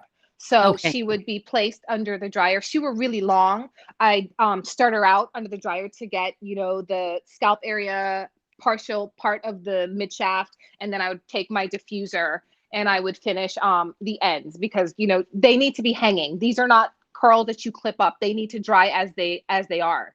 Mm, So to finish it, I would take my diffuser attachment and just place it over. I wouldn't even push them up because Mm. we'll get into diffusing another day, but that's the other thing. The tighter or the curlier your hair is the less shrinkage you desire. And we're so used to taking a diffuser and doing this, and all that's yeah. doing is shrinking it more. Yep, that's what Ooh. I would. So Good hot tip. Okay. Yep, ah so good. And then after, you just separate the way you were so doing on the other side. yeah, so then you would, now is also a great time. So this would be like if we did the LCO method where we did the leave-in, we did the butter or the cream, and then now we're Yep. doing the oil. So I would take it and emulsify it in my hand and kind of put it over all of it, and then I would go in individualized, and then I would start my separation. So I would just, it could be separating it. The more expansion you want Mm-hmm. is the more you're going to separate them. So if that means you're separating them in 10 to get it really, the more you separate it is the more air you're putting inside of Mm, it, which means the bigger it is. mm, So if this is a person that doesn't want to do that right away, maybe they want to do this by day 4, they can continue on the journey. But if they're leaving the salon, and because a style like this, once you sit for a set, you're in this for like a week. This is mm, not something you're going to manipulate or change. So, what a lot of people like to do is preserve the style in its most dense form, which means that perhaps I'm separating these curls in maybe just 3s or 4s, right? So, tomorrow, she's going to separate it a little bit more. And then on Wednesday, she might separate it a little bit more and she might take her pick and make it even bigger because nice. now the sentiment is I'm no longer embarrassed by the bigness of my hair. Like the bigger the better. I'm no Yeah. longer trying to make myself small. It's sort of an unspoken I love my hair the way it is and I'm going to wear it the way it is and I'm not going to apologize for it type of language that's being spoken in hair. Nice. Very cool. Thank you, Michelle. Yeah. Okay, what's next? Okay. All right. So that's one set. This other set that you see, let me make sure you can see it right, is we all know a rope twist, known in the textured hair, curly hair community as a 2-strand twist, but there's also a 3-strand twist. And I know a lot of people are like, well, generally when you twist hair, it's 2 pieces. How the heck do you do a 3-strand twist? And the reason why I chose this to sort of display and show you guys is because it's all about sets, but it's also about the impression. When I show you this hair in the front, there's no impression. There's no definition. It's really just hair that's been picked out or brushed out. But for speaking about the styling aspect of curls, we want to create impressions in the hair. And I have found that with a 3-strand twist, you get the deepest sort of impression. So I'm going to show you sort of what you get once you've 3-strand twisted the hair and what comes out of that as a result. So you can kind of look at how you build this toolbox of different ways that you can style curl. So here we have this 3-strand twist and I'm unraveling it and pulling it apart. And I'm not just haphazardly doing it. I'm actually going in and I'm looking for the 3 strands that I twisted. So I'm looking for them and I'm pulling those apart, not creating diffusion, because I don't want to create diffusion until I'm ready to create that diffusion. And a style that is like in this formation, which is a twist, you don't want to start separating that and pulling that apart until you've looked at it in its entirety, because you're not going to separate that in 2s and 3s and 4s like you did the comb twist. You're going to perhaps tug on it a little, open it up a little bit, but you want there to still be a firm definition in that hair. So the tendency would be to really just manipulate the strand a little bit as opposed to destroying it or creating too much diffusion, because that's the reason why you do a set, is to actually see that definition. And really the only area that you would be disturbing and creating diffusion is at the scalp area. So you would have that volume at the scalp that you created what's known as positive frizz. It's the ability for you to create that expansion with all of the detail of that set that you just placed in the hair. So I'm going to pull down just a couple more. Again, intentionally looking for the 3 that I started with. Right, here's the 3. Pulling that down. And as I build, as I start to sort of separate and find my 3s, you'll see like they're actually taking on a cool shape of texture that is its own style that looks very different from this side right here, which was the comb twist. And it's hanging a little bit longer because those twists suspended the hair. So it created stretch.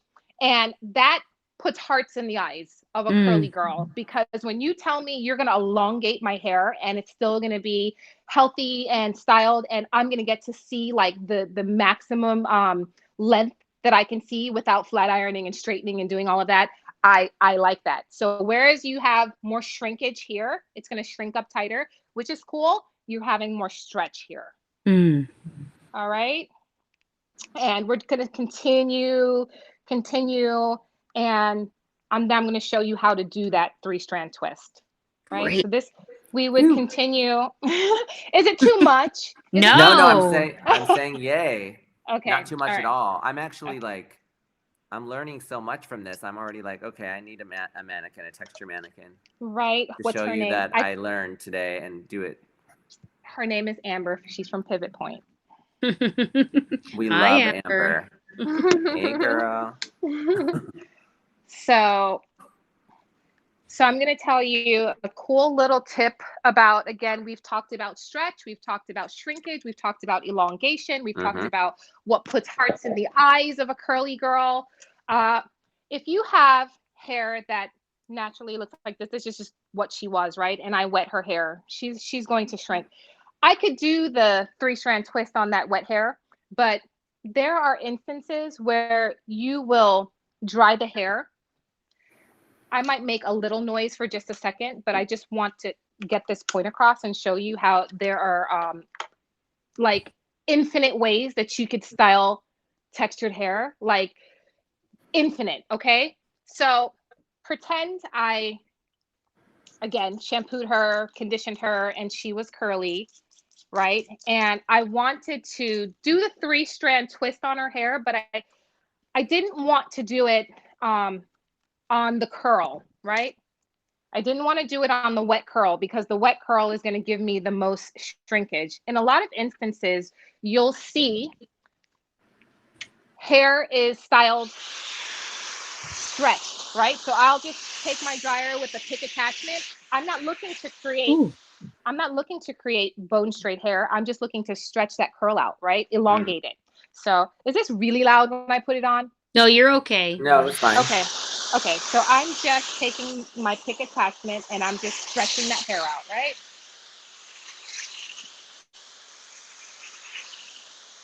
And that's just going to give me some elongation. If you don't have a pick attachment on your blow dryer, you can very well use a Denman brush with a nozzle. You just want a concentration of airflow, and the pick attachment is allowing you to get some stretch on the hair. Definitely not bone straight. Definitely, that's not the goal. The goal is to just create stretch. Okay, so there we have hair that is textured, that's just been stretched. In a lot of instances, you might have someone that'll stop at this stage. They may want their hair just like this, and it'll be in a state where, again, it goes back to that sensibility of changing the narrative about what's hair that is considered beautiful. And it doesn't always have to be curly or straight to be in that category. It can live in between. So I use the term positive frizz for when you pick out the scalp area. We've never heard frizz used in that kind of capacity before. We always equate that with being bad, Yep. right? But there's a place for you to have frizzy hair. It creates volume, it creates lift, it creates expansion, it creates like beauty, right? In certain instances. So we just have to know when to use it. All right, here we go. So we have this stretched hair, and let me get this part out of the way. I'm going to take, man, if her hair had, like if I had 3 different colors of rope, it would be super easy. But okay, just hang with me. So, all right. So we have 3, right?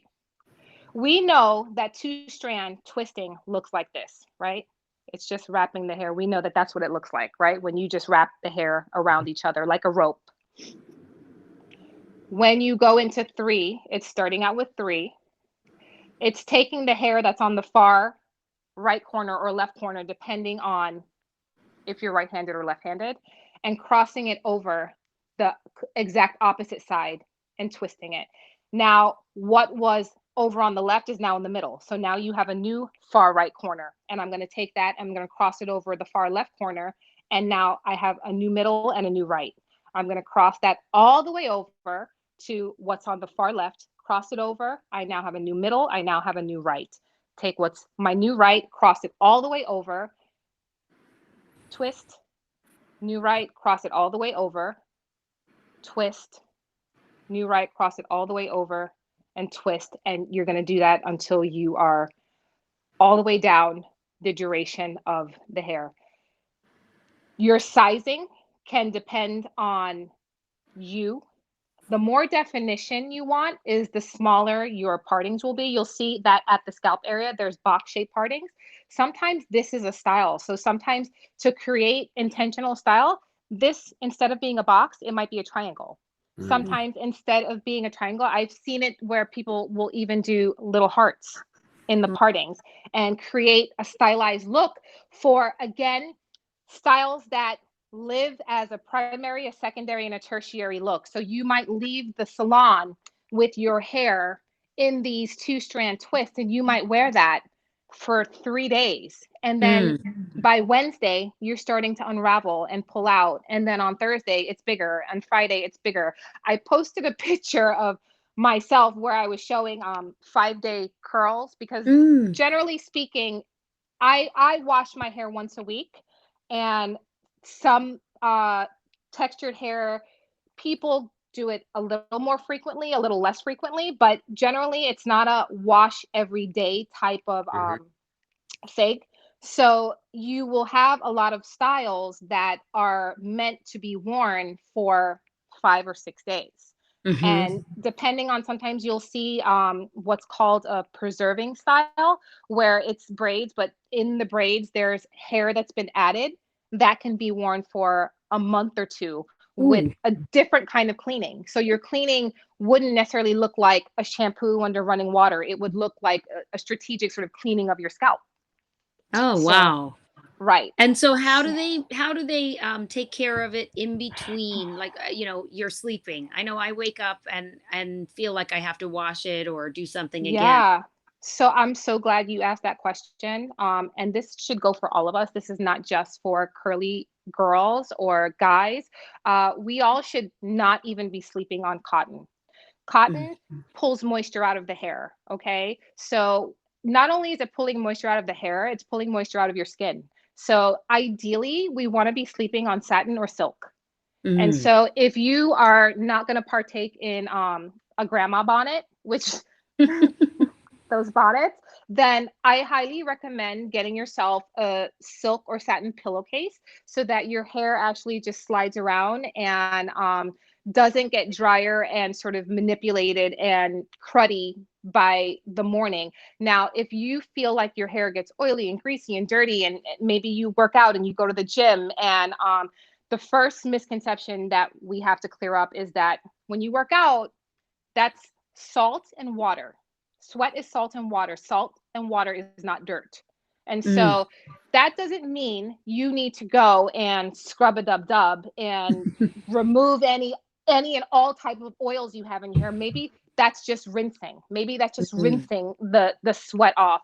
The less we can go in and remove our natural oils from our scalp and our oil, the better. So for some people, that might be, all right, I'm going to push it one more day. Maybe I'm not going to wash every day. I'm going to wash every other day. I'm going to wash every 3 days. But the less we can wash our hair, I'm not talking about a month.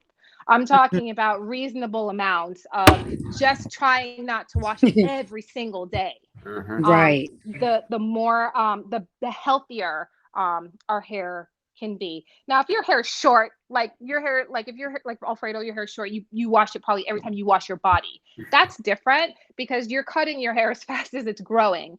But for those that, have longer lengths, I would say like anything from like chin length and down, it makes sense to just try. Hence why we have dry shampoos and things like that. That's not only the industry trying to say, stop washing your hair so often.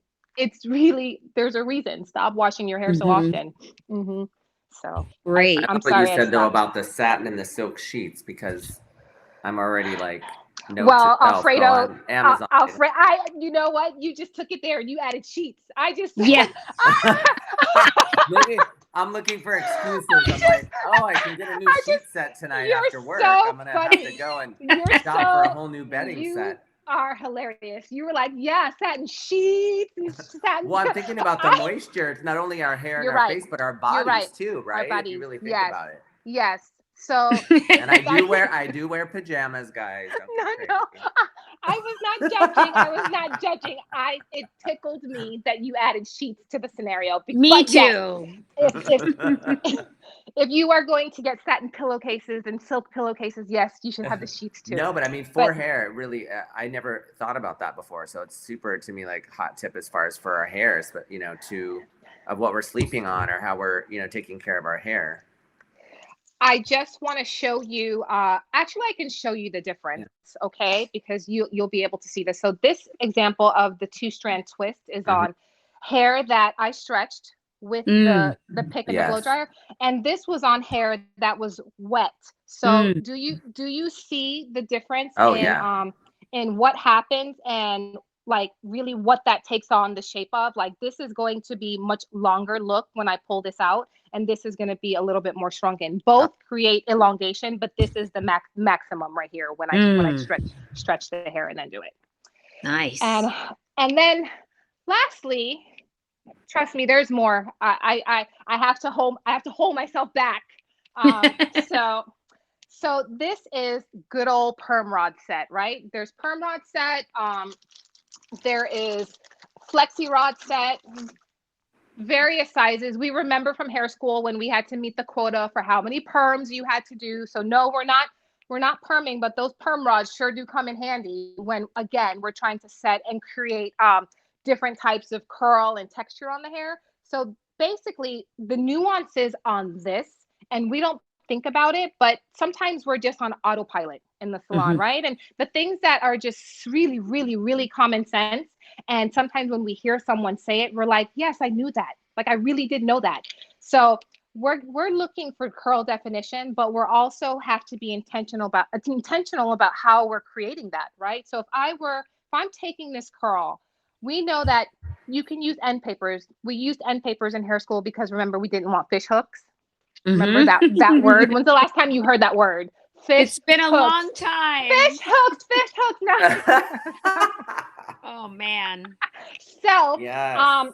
so I 27 don't need years. I don't need them. I'm good enough to not need the end papers. Okay. Good Okay, job. guys. Okay.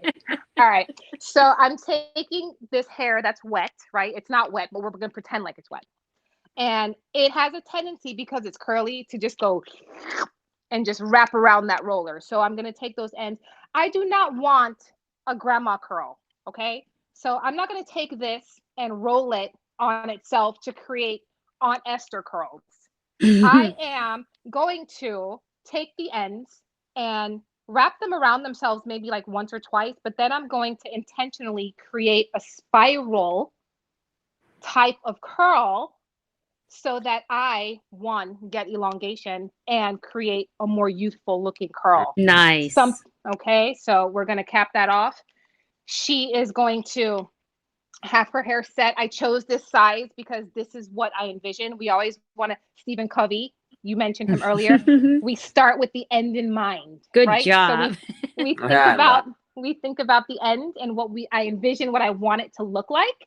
And so I know that I want this size. This is about the size of like a Sharpie, right? So I can see those curls. I can see them coming forward in my mind. I hold that visual. And so that's the size of the roller that I'm choosing. If I want something smaller, perhaps that you would set the hair with a straw or a tinier perm rod.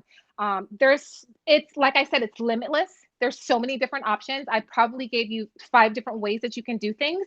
You're not going to remember them all, but you're going to take something away that says, okay, I remember. She said, leave in first.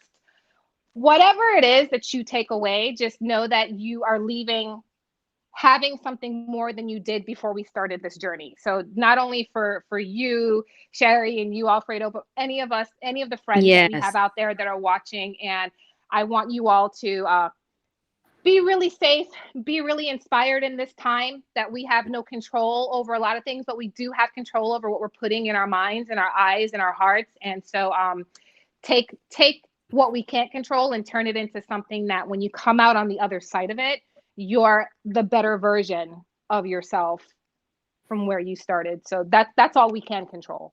Oh, very nice. I love that, Thank you, Michelle. And it is all about the circle of control, right? You're getting a lot of really great people saying really great information today. We love curly hair, lots of knowledge. Thank you for sharing your beautiful knowledge. It's a pleasure. And question is the LCO or LOC, whichever, the leave-in, the oil, the cream, would you do the twists and the set on the rods with that same sort of combination of products? Yes, you would. Yes. You could do any of those, or you could do a wash and go, which is like probably in terms of what's the most famous curl hairstyle is going to be the wash and go, which is just, that's for another day where I'll show you how to define curls properly for like a wash and go and proper diffusing and stuff. But Rome wasn't built in a day. And so To be continued. How about Yeah, that? to be continued. Yes, We- for sure I'm to be continued. if you want to do a live and teach me how to do a wash and go, then tell me what I need and we'll be there together and we For can do sure, for sure. We'll be like, you're gonna see me in the bathtub with like the spray hose and be like, okay, Sherry, this is what you do now. Yeah, You no know? problem. No problem. I need all the help I can get right now, actually. That's okay. I think There- you're doing fine. I think Thanks. you're doing fine. Thank you. Agreed. So anyone out there, if you have any questions for Michelle before we wrap up, if you could just type them into the chat. So far it looks like it's, super clear. We've been answering questions along the way. I don't see any coming through. So Michelle, I know that you did talk about your circle of control, the circle of control and what we can control. You gave us a lot of ideas on how to control curly hair. Is there anything you'd like to share with the viewers outside of just curly hair, just in general as it relates to this time? Yeah, I think I just want to reiterate the message that I heard earlier about like being intentional about just gratitude. We forget we are all like you said, Alfredo, we're going so fast. You're all over the world and we're suitcases and running in the airport. And this has forced us all to slow down, and slowing down makes us look at the things that maybe we haven't wanted to look at in a while, and just sort of reminding ourselves when we want to feel sorry about our lives, our situation, where we are, that when you are in that mindset, know that you have to find a way to do something for others. And right now, this is giving me an opportunity to do something outside of myself for others. So I don't have the time to dwell on myself. When you don't have the time to dwell on yourself and be in your own boohoo, remember, go do something for someone and have gratitude. Remember, make your gratitude list. Do things that, yes, are going to fill you up. Like maybe that's going for a walk, like Alfredo, you went to the park. Maybe it's just looking at nature. I know that I probably never have looked at nature more than I have in the past like 5 weeks.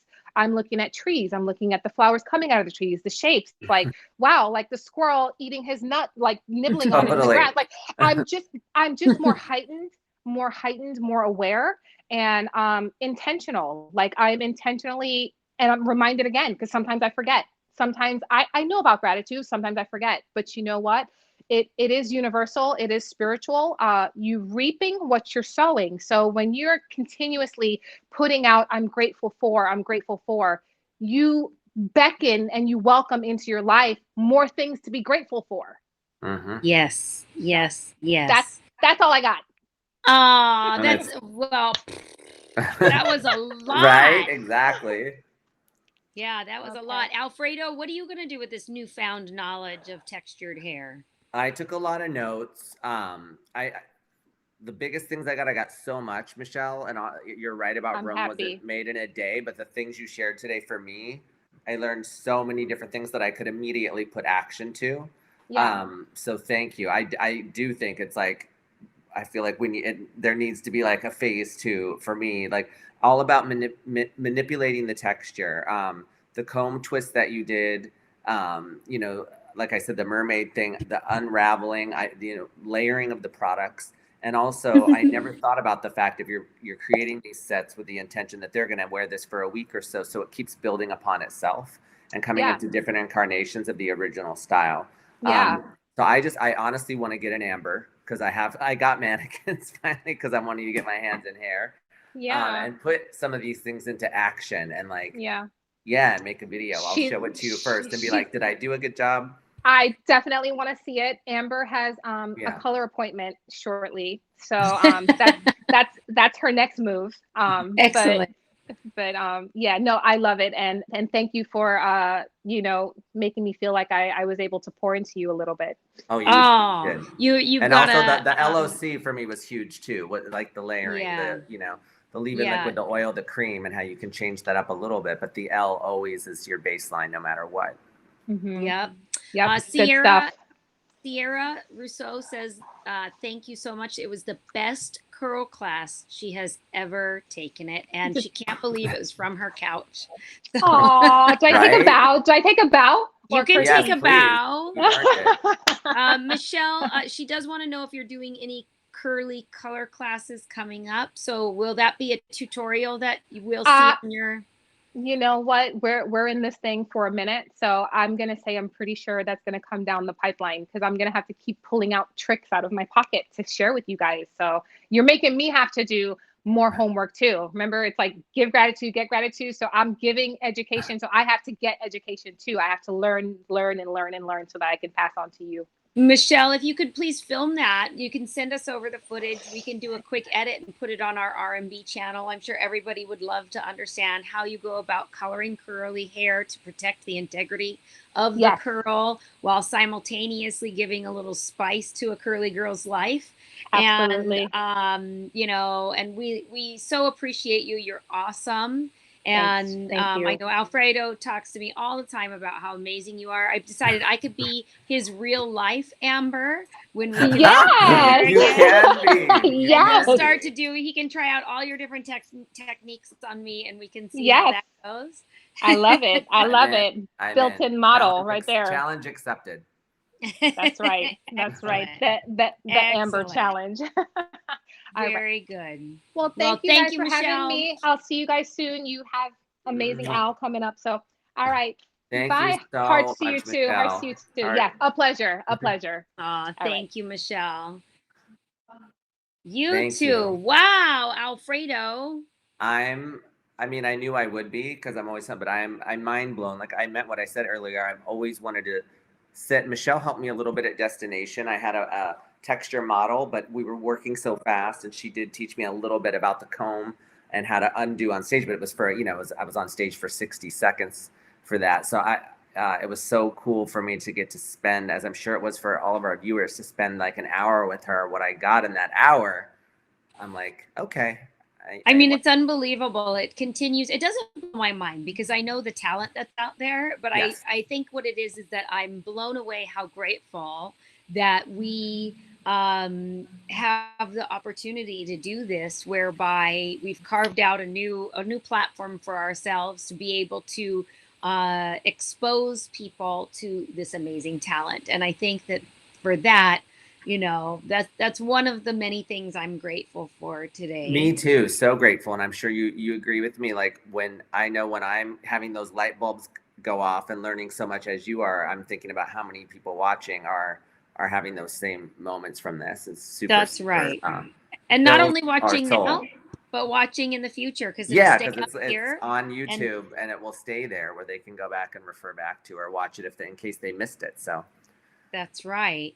Well, we have somebody coming up next, and I can't believe it because we've been talking about having him on since before we even launched the platform. So, Alfredo, why don't you tell us a little bit about this next very handsome, very talented gentleman? So excited to have our next guest, and I love when we get to have, because this is global, this is worldwide what we're doing, and I know we're going to keep having artists from. We've already been having talks, right, of different countries who we're going to have come join us. So I'm really excited to have Canada, in specifics, Montreal, Quebec represented today.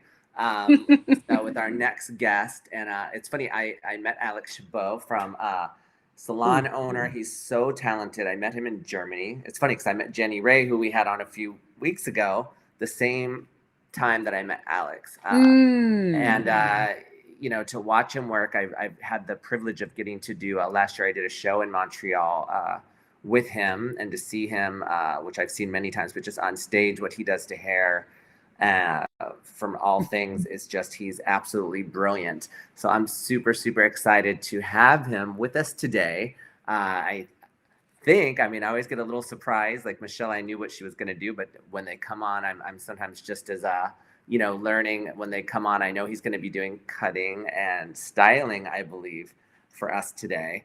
So I'm really excited to hear what he has to say. And I think he's also going to talk a little bit about what's going on in Canada right now, where they're at with the current state of what's going on in the world. So because we know it's different everywhere, right? Yeah, and we're lucky enough to have not only this very talented young man here, but he's also a leader in his community. He is the creative director in Canada. Yes. And so without further ado, Alex Let's welcome Chabot. Alex Chabot. Alex, hi. Hey, how are you? Good. You look amazing. I mean, you always do, but you look great. How are you? Thank you. I'm really good. I must say that it's the lightning that looks better because I'm in the studio right now, which is a good thing. Aw. I saw the background when you were waiting to come out. I was like, oh wow, what a great background. Yeah, it's beautiful. It actually reminds Yeah, it's already me in the of- salon. Mm. So, how are things going in Canada? I mean, I know right now it's trying times for all of us, but what's going on in Montreal right now, as far as what's state of affairs are you guys in right now with all the crisis and everything that's happening? So we have two different situations depending about provinces in Canada because we all know Canada is a big country. Mhm. I'm actually in Quebec, which is the most touched Right. provinces, let's say. So they have different thoughts in action. We're going to know tomorrow what's the plan actually of the government to go back to work or not, and when is it going to be, and how is it going to be as well. So we're still waiting for tomorrow to know, crossing fingers, to know what's going to happen with this situation. Of course, the situation is not that bad. As I said, I did the live last week, and I said I never had that much time for myself because normally spring is always show times, traveling around the world, doing shows and platform and classes. And for me, it's the first time that I have the time to see the blooming of the trees and the flowers, which is amazing. Excellent. It's Yeah. interesting. Everyone's talking about their newfound, Michelle was talking about how she noticed a squirrel. I'm like climbing up trees. You're talking, it's interesting how we just don't realize how we don't sometimes just see all the beauty that's all around us because we're so go, go, go, just to take a minute and just look at what's right in front of us to be a reoccurring theme with everybody right now. Yeah, totally. And as I'm a part of Biolage and really sustainable side of of it, I really, really take it's a good thing that the planet has a break from us because I think that we are one of the most damaging people on the planet. And she has a big break from us. And it's a good thing because we see that the water is getting clearer, the sky is getting bluer, and everyone's getting, even if they don't have the time, they get even happier because they. Well, so tell us a little bit today. What are you going to be sharing with us? So today I'm going to share with you a mid-length shag with a sexy fringe, something really natural. That's going to give something really trendy right now that we see a lot on social media as well. Okay, I'm nervous because I get inspired during these things, and then I go and cut my hair. She's gonna and cut I'm her like, hair when you said shag. I was that like, oh sounds gosh, here we go. nice. So Afterwards, I'm going to take notes, Alex, and it could be that I end up doing. This is after I did the Sam Villa class he was on with us, and then I went and cut my own hair the weekend after, and then now I've got you anything that says sexy and shaggy and fringe. I'm all about it. So I'm going to take notes. If we see her going live, Totally. If we see her going live later tonight, we know what happened. Yeah. Call me and I will help you over the phone. Okay. So are you ready to see the cutting? I'm ready. Actually? Yeah. Of course. get I'm just into going to take out of my here. Do you still hear me? Yep. Yes. Perfect. I'm going to put this aside. So I'm going to show you the final look. What's the inspiration actually? So she is my inspiration for the look. As you can see, a really slight fringe, short layers, something really sexy, even with texture in the back. There we go. Nice. And it's Gorgeous. and you did the color too, Alex? Yeah, I did the color. I did a smudge on the regrowth to make it darker. She was actually a blonde mannequin head, and what I do normally with blonde mannequin head, I really like to give them a natural regrowth so they look more natural. So what I do, I microfold the whole head with foil and conditioner. Then what I do, I will drop a base color up to the mid shaft.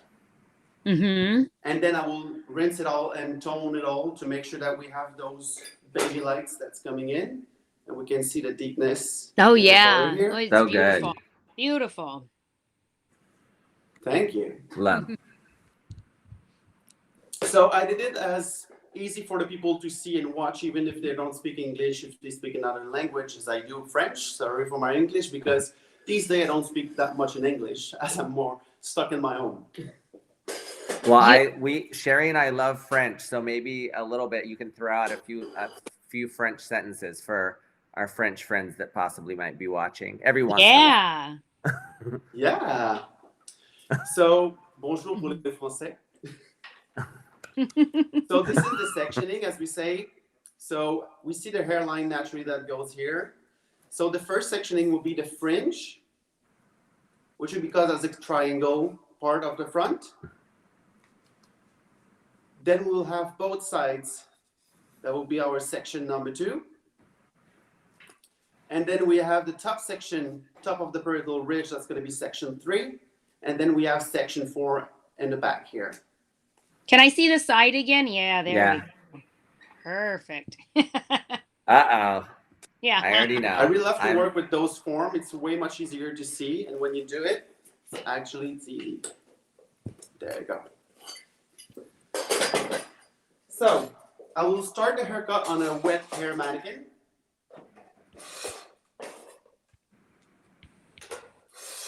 So to do the first sectioning, what we do, we'll work with the fringe area.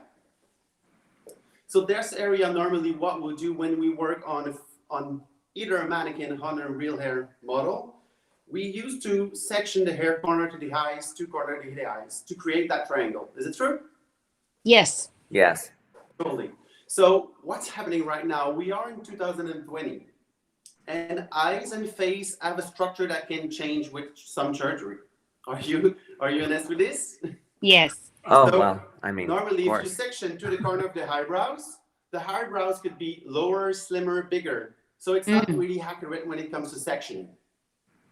And even as come with the eyes, sometimes we say we section from the corner of the eyes to the other ones. But some of us have used some Botox, as I do, and have the eyes a bit higher than normal. So the best thing to section French is to comb back the hair in the way you're going to section the triangle and to push it. And when naturally will split, this is your triangle, where it starts naturally. Because when I talk about haircut, when I think about biolage and naturality, it's always about have that natural feeling, the natural fall of the hair. Because sometimes we section the hair in a perfect triangle, and then you blow dry it, and you have those short pieces that goes on the long pieces on the side, and that's really bothering. And it all happens to us at least once. So pulling back the hair, pushing on it, and then you have that perfect sectioning that's going to showcase on the side here. Then you do the same on the other side. Put the head back, push, perfect sectioning. She is made of plastic, let's say it. She will give you a perfect sectioning each time. On a normal customer, you will have difference. This side may be higher and the other one may be lower. It is totally normal. When you're going to blow dry the hair, it's going to sit perfectly.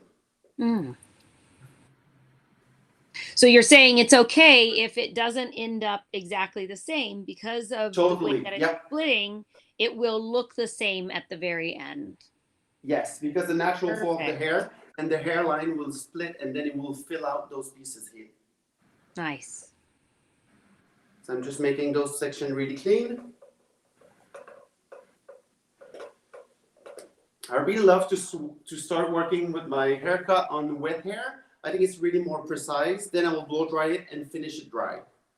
But for the purpose of today, I will not blow dry it. I've got a already pre-done cut mannequin head, so it's going to be less longer for all of you. So Alex, we have Eric Vaughn is very excited to see what you're going to do today, he says. Hey, Eric. It's so good that as much as we are socially distanced, we have that connection in between all of us, and it's really great to have it. Yeah, nice. Really nice. So starting from the point of my triangle, I will go down on the hair. So if I go back on this mannequin here, always be careful when you section the side of the head here, that you know you're not going on the back, because you want to keep those long strands on the back here that will show up on the front. If you take your section too further back, you will have really short hair up front because of the hairline that's contouring the ear. So you do it right at the top of the ear then, not not behind right it, at the top not of the ear, front. not at the back. Yeah.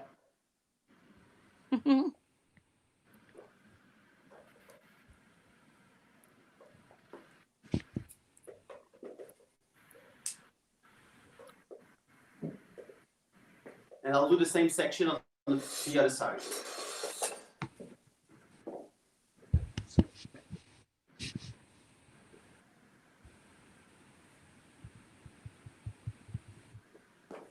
It's so good to give a class like this online. It's like having a public. I was just the thing that was missing the most of doing show, not having a public to showcase and teach and facilitate new stuff, which I really love to do. And the last section, but not least, would be the back section that will start from the pericardial ridge all the way to the other side. Mm-hmm.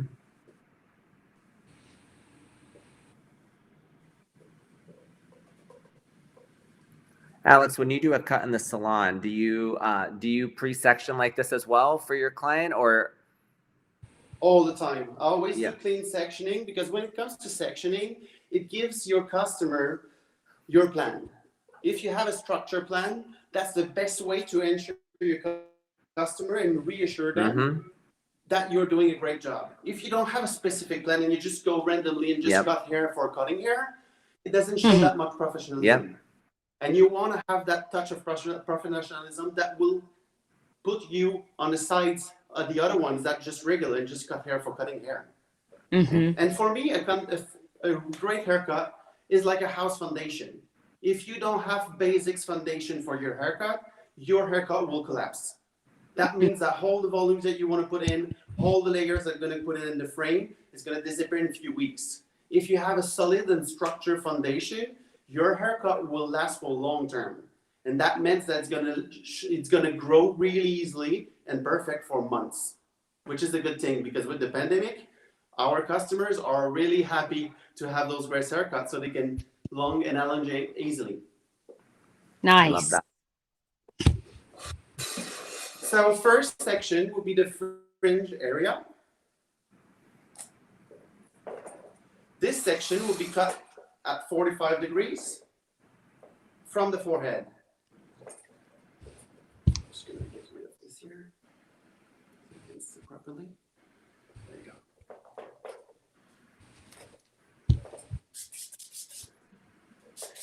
I'm just making sure to keep the moisture in the hair.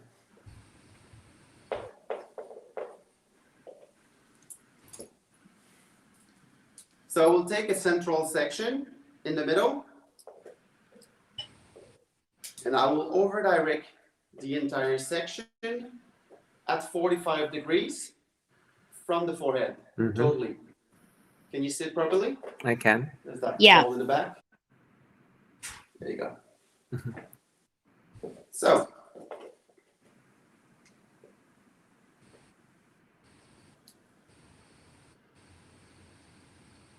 and I will keep that 45-degree angle, and everything's going to be bring up front. So once I've got the center part, I will over direct each side to the center. And Alex, how do you determine the length of that first cut? Normally, the length will be determined about where you want this to sit in the middle. So normally I will go up to the nose, because after that I'm going to shorten the center to make it short to long fringe. Great. So when I have this guy that go up to the nose here, and then everything's going to be over direct to this. Okay. So I take my sides section of the fringe, bring them again on my guide.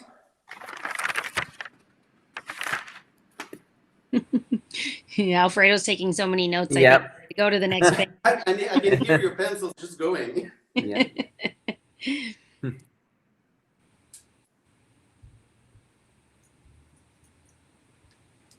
So you have that fringe that will go slightly from short to longer, and you do the same on the other side. Right.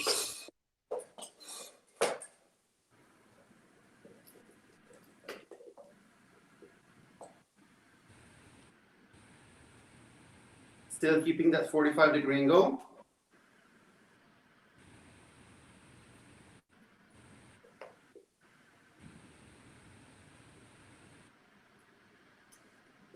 And I will over direct the entire fringe to that point.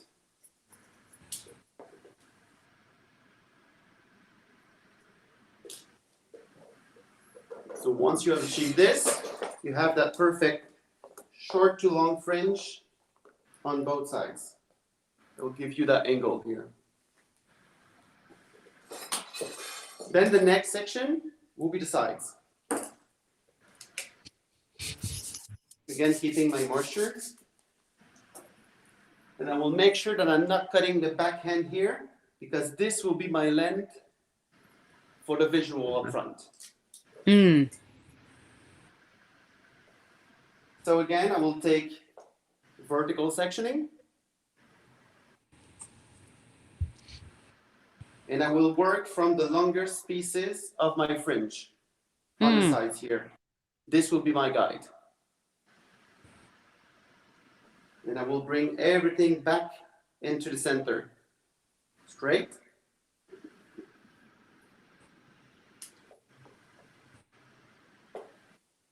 Up to the length of my fringe. So that will give me a short to long area. And I will over direct everything of this section all the way up front. So it's a horizontal or vertical section. You're pulling Yep. it straight horizontal to the center and using the fringe as your guide. Totally. Nice. You'll be good to do it tonight, Sharon.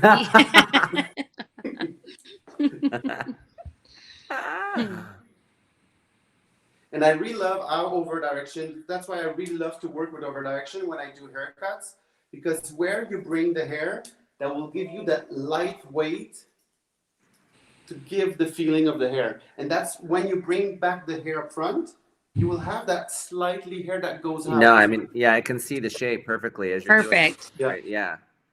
So you can see the shape that will slightly go out of this here. That's perfect. Alex, I just feel like there's so many times myself or others, you see them bringing it forward and, you know, trying to cut the diagonal down, you know, while the hair's in natural fall, which doesn't give you that same sort of perfection that I'm seeing here. It's great. Yeah, really, because if you're doing down here, you're going to have a weight that's going to sit on the side of the head. Yeah. If you bring all the way up front, that weight's going to be removed and you're going to have that shag feeling on sides, but something that's going to give you a more like squarish rectangular shape than rounded. Yeah, nice. Again, following my guide and having that stationary guide.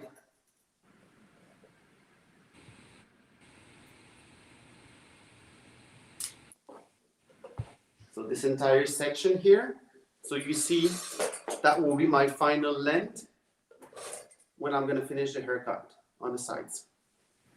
Great. So the shorter you go, the more aggressive you're going to have your shag.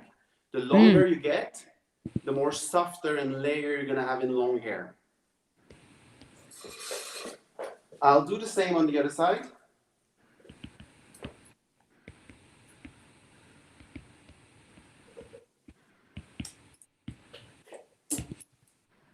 So while he's doing that, everybody, just to recap, the shorter you go, the more aggressive your shag, the longer, the more layered look you're going to have. Yep. Long layers. So again, I'm taking vertical sections.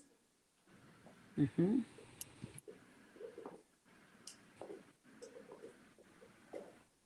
My guide will still be the longest length of the fringe. Mm-hmm. And I will cut straight up front.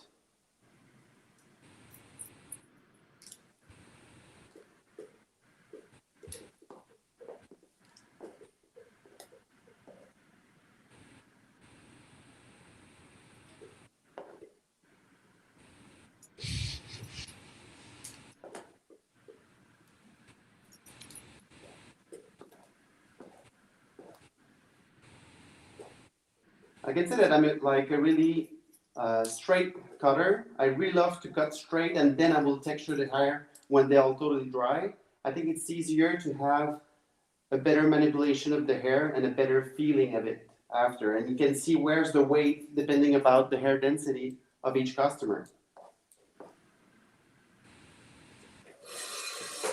So you have your both lengths on the side. That's going to arrive equal.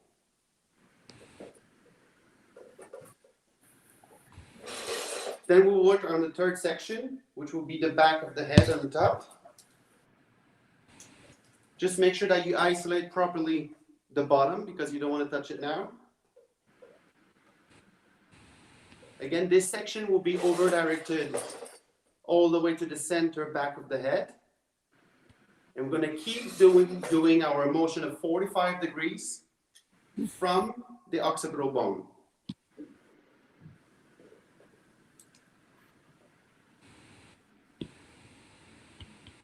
Again, that length can be determined by the length of the fringe that you have up front. So that becomes your guide.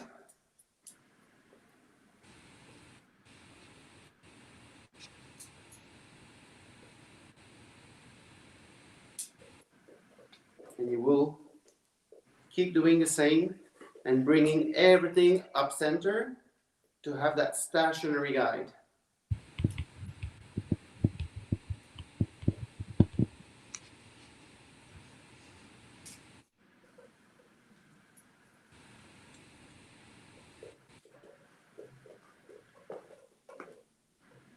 And again, this section here.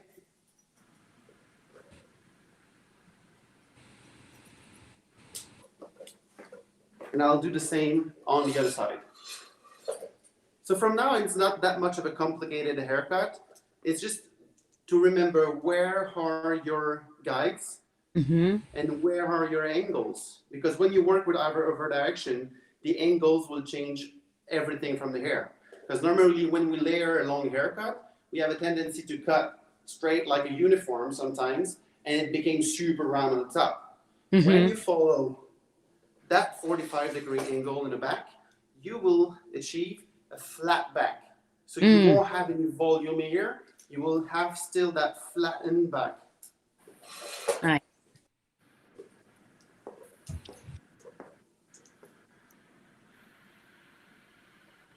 Again, I'll do some on my guide. 45 degrees. And I will bring everything to the center. Then I can release the bottom and I will join the same section. I'll take the entire piece of the head here and I will bring it back again to the same spot where my guide was. So you're going to keep your length here, but you're going to have soft layer that's going to really skin down at the base of the nape.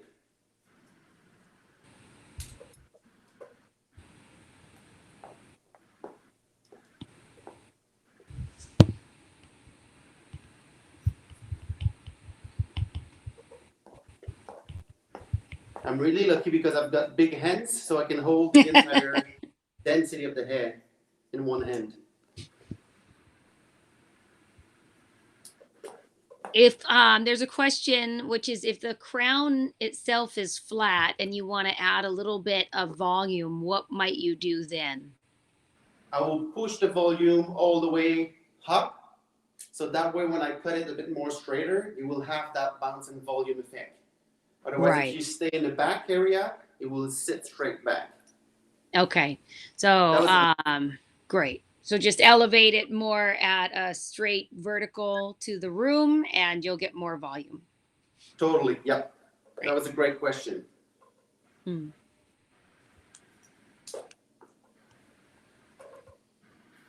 keeping the entire section up.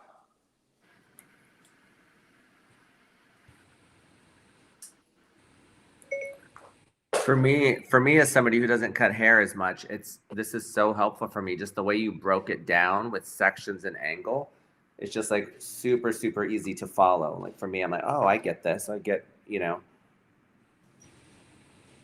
I think sometimes we can get lost in the haircut. It's like I love the way that you set it up. Sherry, you always say that it's all in the setup, right? Yep. Everything is in setup. When the setup Yeah. is good, the rest is easier. That's So you right. see you have that flat volume in the back, Yes. Mhm. and you have your front layers that you just cut in the beginning. Those will be your length. So you will just come around and cut the excess of length to have that length for the shag. Mm. So you will come and get the longest point in the bottom here from the front, and you cut it straight all the way around.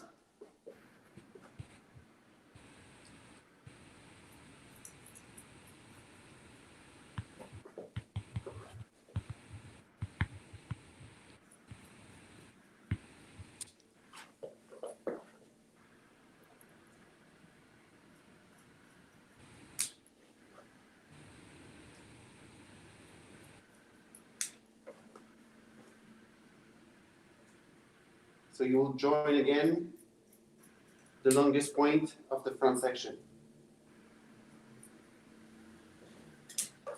And that will give you your length of the shag. Okay? Nice. Then, normally I will blow dry this, make this flat, make it perfect and easy. So, However, full set here.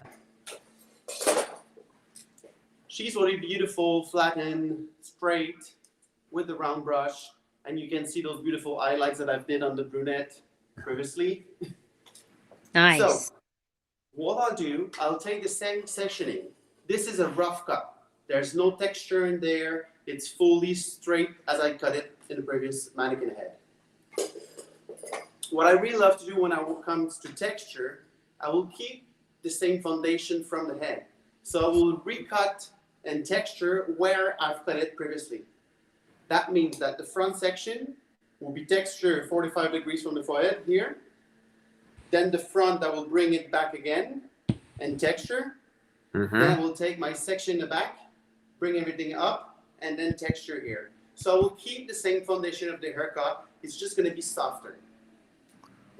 for that baseline on the bottom that you cut, do you texture that as well, or do you normally just Yeah, I leave will that? texture it at the end, at the very end, to make it super soft.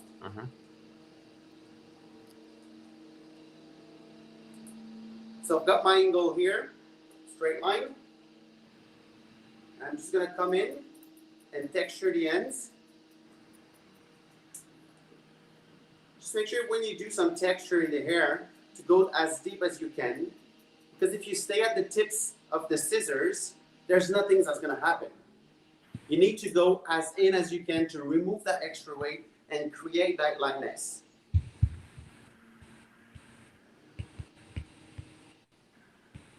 So I'll take here, remember I've over directed this section all the way to the center.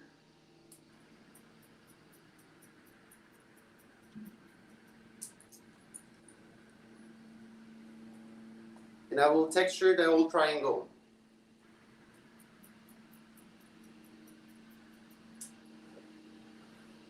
Then you have a way much softer finish in here. So I'll do the same on the other side. Okay. So remember, always go where you've cut it previously on the foundation. That way you're going to assure yourself to have the perfect finishing. And as for a customer that's just going to do a wash and wear for summer, it's going to be perfect. People always So ask with questions the about the fringe- shears, Alex. What size shears are you using?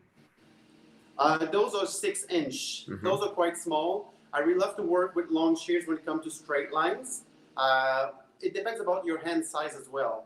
When you work with long shears with texture straight line, the scissors should be the length of your hands normally. So when it sits in your ends, normally you have, when it's a straight line, you will have from here to the ends of your fingers to cut that straight line and make it perfect. It's hard for myself. My hands are 10-inch long. So that means that my longest scissors are 10 inches. Wow. I don't think You know- I've ever you know seen when this- 10-inch shears. So what I'll do here, I'll pinch a section in the middle to make it shorter.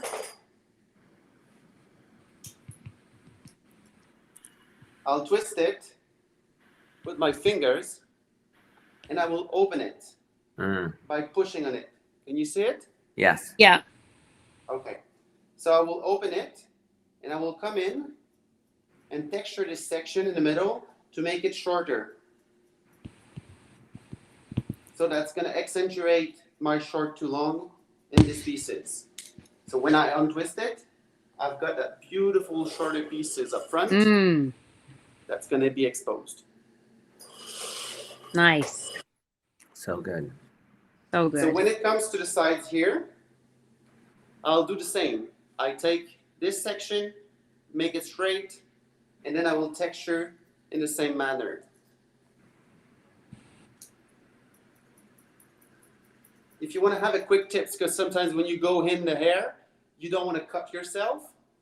What I'll do normally, I will put my scissors on this finger here, and I will only open this one. So I'm not pushing my scissor in the air. I'm just leaving it straight, and I'll make it work on my fingers while I'm moving it. So that way I cannot cut myself. Yeah, show them again. That's great. So if I do it without hair, I've got this finger here, this finger, which I'm holding the hair. This one, I will just sit it and make it work, sliding on it. Nice. Very Now say- cool. Now say it again in French. Oh man. Alors vous allez... Alors vous allez placer votre doigt sur votre index et puis vous allez faire bouger votre ciseau de haut en bas sans avoir d'effet d'avancement, tout simplement pour donner un peu plus de fluidité dans le cheveu. That's good. Excellent. Thank you. Thank you for that. Alex, there's a question in the chat, which is, it's a beautiful cut. Can you do the texturizing when the hair is wet? Excellent. It's a really good question. It all depends about what's the finish you want to have. I rather prefer doing texture on dry hair to have a beautiful finish when if she have a tendency to flatten the hair. If she's always wearing her hair curly, I will do it more on wet hair. If she's doing her hair one straight, I will do it on dry hair to make sure it sits perfectly and it's super soft. Nice. Excellent. And then what about texturizing shears versus I was this thinking type of that too. texturizing? It depends about texturizing shear. In long hair, I'm not a fan, honestly, on texturizing shear. I really love short hair, men's hairstyle, barbering, doing texturizing shear. But on long hair, I think I have more control with my straight shears than I have with texturizing. Because sometimes when you work with texturizing shears, what happens, it will give you a harsh line, then it will texturize. But all of the base will be super bulky and heavy. If you do it with straight scissors, when it comes in, you will still have the same shape. It will not give you that cushion in the base of the haircut. Excellent. But there's no bad or wrong. This is just my point of view and how I love to work here. Yeah, I I know think, a lot of people, you know, I think that it's about being able to understand the why, right? And the what. So why use a texturizing shear and what happens when you do it? It doesn't make, if you want, you know, a softer line, it sounds like you're going to do it on dry hair with sort of this point texturizing technique in a very safe way that you've shown us, which I love. So it's just, for me, it's about that. You're right. Not right or wrong, but why and what and why. Yep. Because that's what I love about hair. There's no right or wrong, as you say, Sherry. It's just creation and adaptation about how do you feel about a haircut? How do you want it to sit? How do you want it to make it better? Even if you're here, if you don't want to have any volume and you want to keep it straight, you can just go in if it's too heavy, and then you can just make your scissors talk.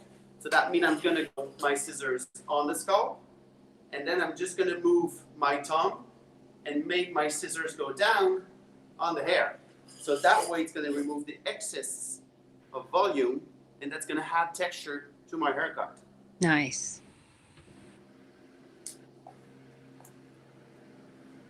Beautiful. So good. So again, Color we're and finishing the cut. haircut. This section in the back has been cut. Again, here in a straight line. I will still keep this section and work in. When it comes with long hair, what happens when you texture the hair will all loose and it go all the way. So it's hard when I get in and to texture and cut, what's going to create it? It's a big hole. And we don't want those.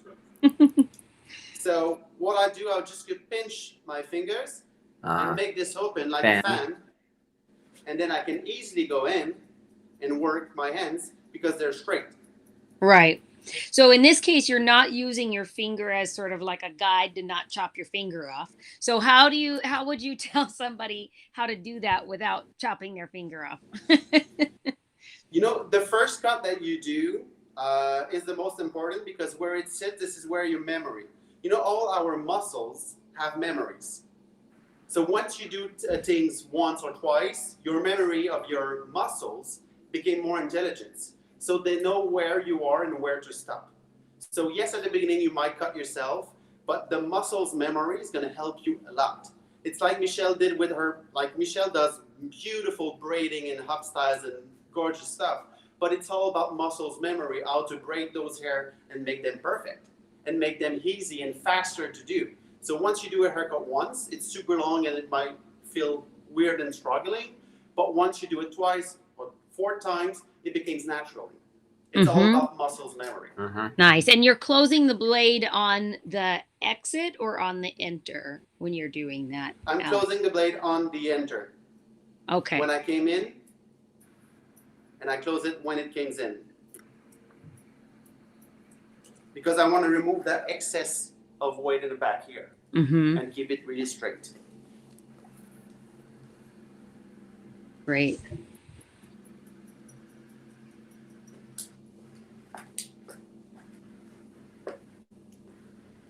So again, everything is bring back in the center.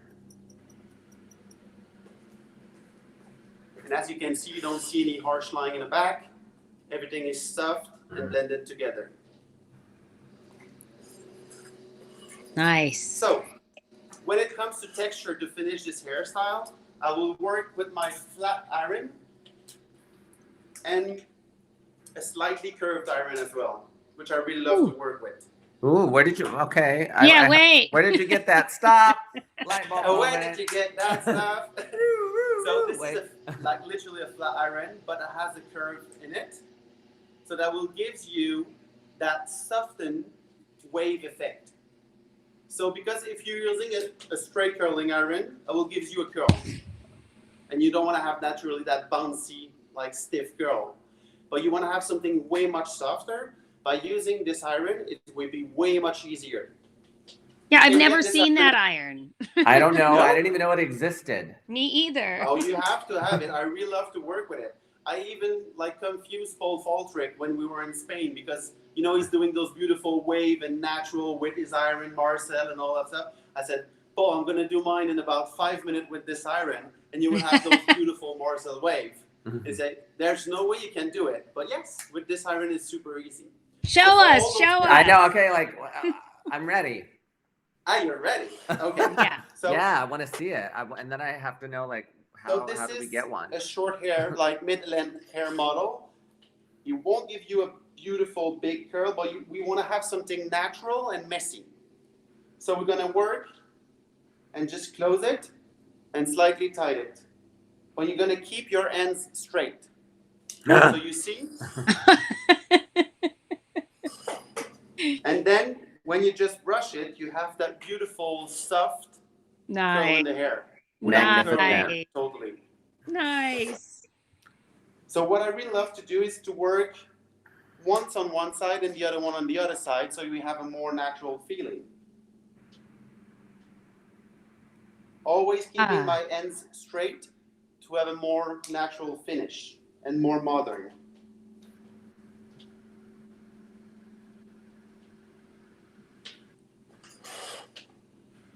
Wow. So you see, then you can brush it and play with it, and it just became super natural and soft because we don't want to have that too much curl. It's just a soft, natural beach wave finish. always remember those front pieces, always put them out. Yeah. It's more flattering for the face Mm-hmm. as it opens the face. Nice. Who knew? I mean,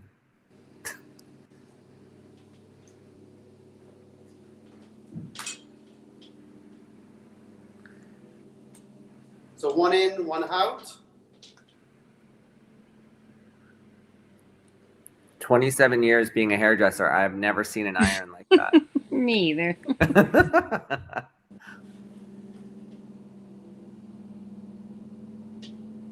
You know, those irons are one of our biggest sellers in the salon. I bet. Yeah. Because it's super easy to work with and it became super natural. Yeah. So what I do after is just to take my fringe section and I'm just going to slightly mix it out to again open the face. So slightly working this out just to give that little curl Mhm. outside.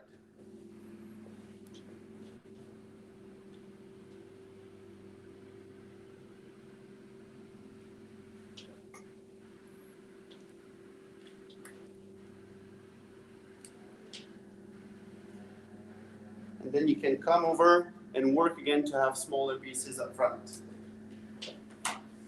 So once you do so, you can just come and get in and randomly cut short pieces inside.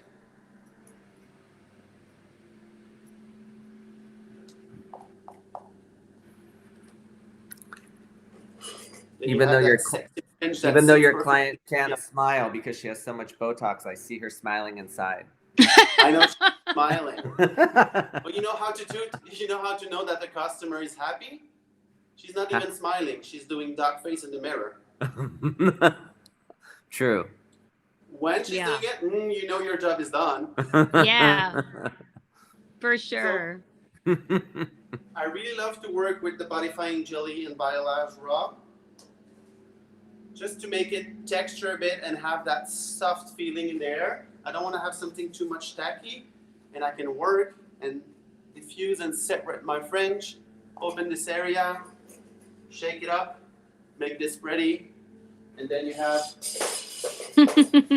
final look. Yay! So That good. was that was amazing. Fantastic. Thank you. Yeah, absolute. I am So guys, super inspired, actually. I think that it's probably the easiest I've ever seen that type of a haircut be broken down and Same. approached. It was absolutely amazing, Alex. Really well done. thank you very much. Eric. Yeah, thank you. It For was- me too, it just the way you broke it down was so easy for me to follow and remember to take back and use. So thank you so much for the way that you presented it, because for me, just so many light bulbs went off throughout it of just following the guides. The way that you hold the angle changes everything, and even the way you did your baseline at the end and the back and broke it down, and then to the style that was so simple and easy but made such a difference just from what you did at the bangs in the end, just slightly flipping them out. It was effortless, and I don't know, I'm blown away. Yeah, really well done. Thank you. I really love to make this everything simple because when it comes to teaching, I've been working with the L'Oreal brand with Matrix and Biolage for about 17 years. And Yeah. when it comes to education, I always have in my mind to teach to the blind. That means that makes it easiest way and simplest way how you can approach a teaching method and make it easier for the people that understand. Because sometimes when you go to a foreign country, they don't even speak your language. So it needs to be visual, it needs to be easy, and it needs to be replicable for them at home. So I think it's the best way. When you work with tools like this and doing those before and after and pre-done models, it's the easiest way to achieve those kinds of haircut and techniques easily. It is. And so Yeah.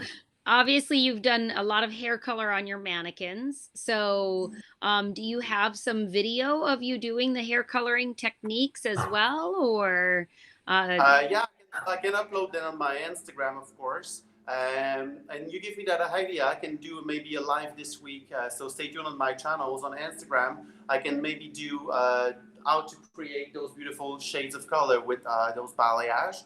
and how to take from a light mannequin head or a light customer, totally blonde customer, to a soft balayage, more natural. Because when the people's going to come back in, some of them was going to have like overlighted hair, super blonde, but with a big regrowth.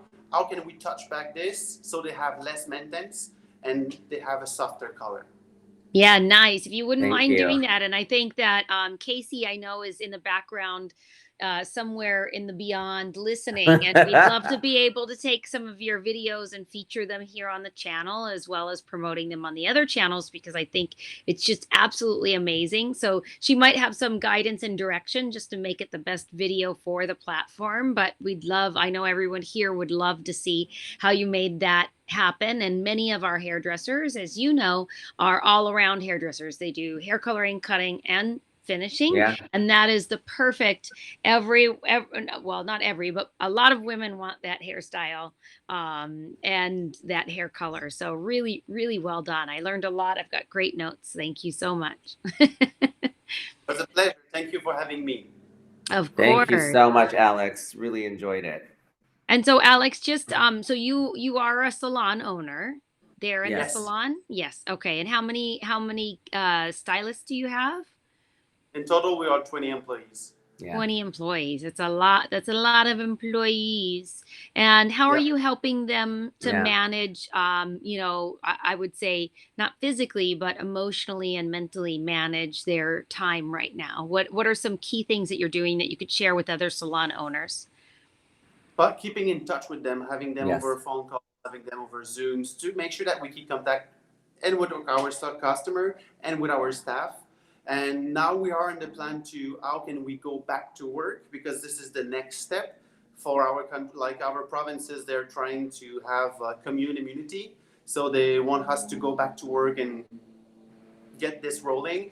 So this is the next step. Then we're gonna have trainings about disinfection, trainings about how's the new procedure, and it's not something that you do the first day when you open back the salon. It's something Yeah. that they need to be trained. It's something that they need to get used to it. And I think that training is the best thing, and keeping contact with them. As long as when it comes to knowing if they have all the paycheck, if they have all the stuff that they need when they are off the work. But in Quebec, we are really lucky because we have a great support system from the government. So they're not lost in the bushes. They're which is a good thing. But keeping contact with them, training them, I think is the best way to even having those trainings via web to make sure that they upskills and they are ready for the new trends, because they have been off for about a month and a half, 2 months. Even after the second time I took my scissors in that month and a half. And it's just like, you're not forgetting things, but you need to keep them rolling. Yeah, it's like you were talking about muscle memory. Yeah. And being able to utilize that muscle as often Absolutely. as possible. Mm-hmm. Totally. Very good. And so I'm sorry, you're going to hear from the government when? Tomorrow. Tomorrow. So today they are announcing about schools when the children are going back to schools, and tomorrow they are announcing the calendar for the reopening of all the businesses in Quebec. So we're going to know a bit more tomorrow, but in the meanwhile, we are ready to rolling. We have put plexiglass in between our stations and the sinks. We have ordered all the things that we needed to make sure with L'Oreal that proven the document that they showed us, how can we be prepared? Because it's not just like a situation. At the beginning, people were scared, people were angry, and now they realize what's happening. And then we need to be ready ahead. How to get back to work, how can we go back safely for our staff and our customer as well. Yes. Excellent. Well, if you're going to have a grand reopening party and you need a virtual DJ, you just let me know. I get you, and I will call you, of course. Yeah, I just did one for Russia this last Saturday, and it was so cute. We just set it up via Zoom on my own personal computer, if anyone is wondering. In case anybody out there is listening. Yeah. Yeah, But we could definitely make it happen, and I would love to do it for you and for anyone that would want to participate from your salon or your clients or what have you. Let me know. I'll take the words. Love it. Excellent. Well, thank you, Alex. Thank you for always bringing such light and positivity to everything that you do, and just being it's you. You have this amazing calm presence about you, which I super enjoy. I know we haven't gotten to spend that much time together, but Yeah. I don't think you need that much time to understand who somebody is at their core. And I think that you being a leader to the community here, as well as to your team and to me and Alfredo, is super important. So thank you for everything that you do. Thank you. Thank you so much, Alex. Yay. Yay! Give it up for Alex. What a day. Oh my gosh. I don't actually know where to start, but I don't either. I should start with, maybe I should have gotten some mannequins and a tripod sent to me, because I'm a little afraid. I've been growing my hair. I don't want to cut it all off, but I've definitely. Your hair looks great right now, but I know Thank I already you. know you, and I know you're going to want to take what you learned today and implement it somehow. I feel it. Well, maybe I'll implement it on my next haircut. I can wait my 6 weeks for my next appointment. And then I can do it then. But yeah, but I always, definitely need one of those irons, because I think I could use that now on my hair. I just want the iron for, I mean, to me or to everyone, to me, tools are so important, like having the right tools, whether that be the colors that are setting you up for success, the combs, as we've heard the cutters talk about the shears, how important those are. And then the styling tools, to me, it's just so important. So I've never seen that before. So I want one for myself, for shoots or whatever. I mean, for just to have.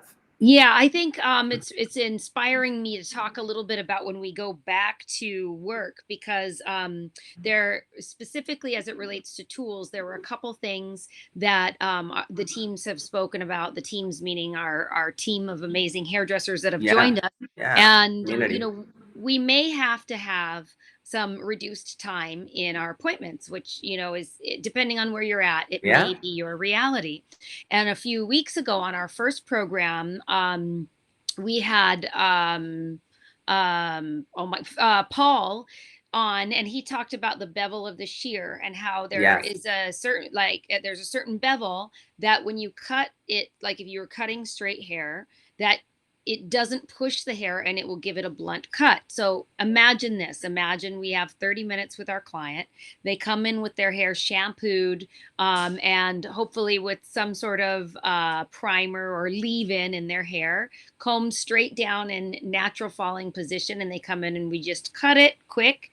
And then we give them a rough blow dry, and then we bust out that tool that Alex style, and it's like out the door. We're gonna get them in and out of there looking hot in no time. So loving these tools. Alex, if you can still hear us, if you could just type into the chat where somebody can get that iron. I think that there's many people that would love to know about that. And I think those sorts of things are super helpful for how we're going to go back to our salons and serve our customers the very best that we can do so. Alfredo, who do we have joining us next week? Oh my goodness. So thank God we have so many incredible artists coming up. So thank goodness I know the answer. And here we go. Look at that. We have an incredible lineup, and I did know who it was going to be, though. So next week we have the incredible, another big NAHA winner. I don't even know how many. I can't even count. He probably has his own room with awards in it. Christopher Benson is going to be joining us. We have the amazing, kind, beautiful, spirited business extraordinaire Tabitha Coffey with us next weekend. I'm so excited to have her on. And we have Mr. Philip Foresto, who to me is one of the balayage kings of the world. I love Philip, and I've known him for quite some time, and I love watching his incredible hair videos and just beautiful. If you don't follow him, did you ever see Sherry when he does the reveals on his clients where he flips the hair forward? And so cool. Yeah, so we've got 3 incredible artists next week that are sure to be sharing all kinds of education across the board. Cannot wait. It's just been such a joy, Sherry, every week doing this with you, and watching this grow every week, and just all the education that's being built. It's just so exciting to see. It is super exciting. I'm a little nervous, or my boss should be nervous because I'm getting so inspired by all of the artists that we're having on here. I'm a little like, hey, maybe I should, I could go back in the salon. Right? Well, I know. I'm like, oh, I want to get the mannequin out. I want to do this. I mean, I'm not even going to say it on here because yes, your boss and my boss above you being my boss. I don't want to be like, what? But my mind is, all I'll say is my mind's spinning from all the talent we've had on here, from ideas like what you were just talking about, tools, right? Techniques. So it's really been, as it's growing, I'm sure you feel the same. It's like eye-opening. It's making me think about things to help hairstylists, and just the wealth of information that's coming out in these lives on Monday. Yeah, me too. And we don't Yeah. we don't stop at Mondays tomorrow, everybody. Don't Nope. forget to join Alfredo Lewis on his page, a little thing called Spill the Tea, which I recently learned was about well, I don't, well, is it gossip?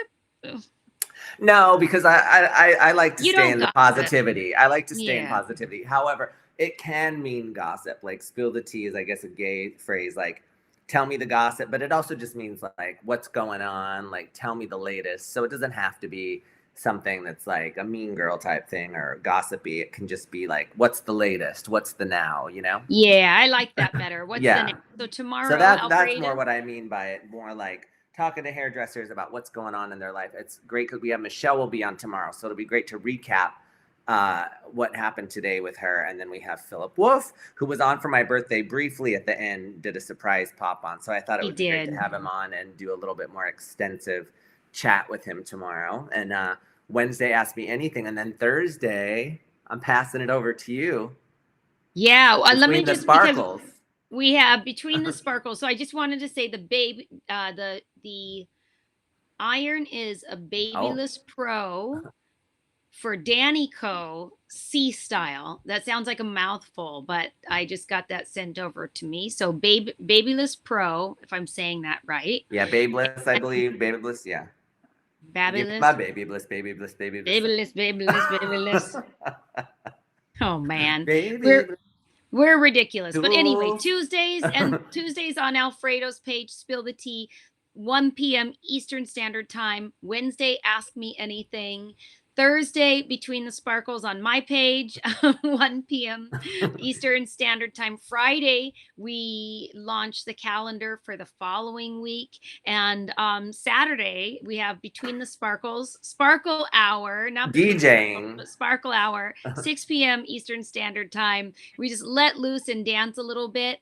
It is on Instagram on that day. I do put a link in for Zoom, so you can come to Club Sparkles via Zoom. We had about 10 attendees. We had 200 total club goers, but we had 10 I love it. attendees Now that's in a pretty big virtual club, actually. in the VIP room. So if you want to join the VIP room at Club Sparkles next week, let me know. But in the meantime, know that Alfredo and myself, you can direct message us at any time. Anytime. Because the whole premise of this entire thing was that we are here to hear you, to serve you, and to bring you what you ask for, to serve you, serve you. That's all we want to do, is be able to serve you with what you need in order to have success at any area that you're at in your career. So Alfredo, thank you for being the most amazing co-host ever. Back at you. Thank you for being the most amazing co-host. I can't imagine doing this with anyone but you. Until next Monday, even though I'll see you in like 10 minutes, but until next Monday, till we meet again here, and I'll see you tomorrow. And don't forget, Sherry always starts off Tuesday, and I always start Thursdays with her, so you can also catch us together. Tomorrow at 1 p.m. EST on my channel will be the next time. So without further ado, thank you everybody for joining us. Yay! See you next time. See you next time.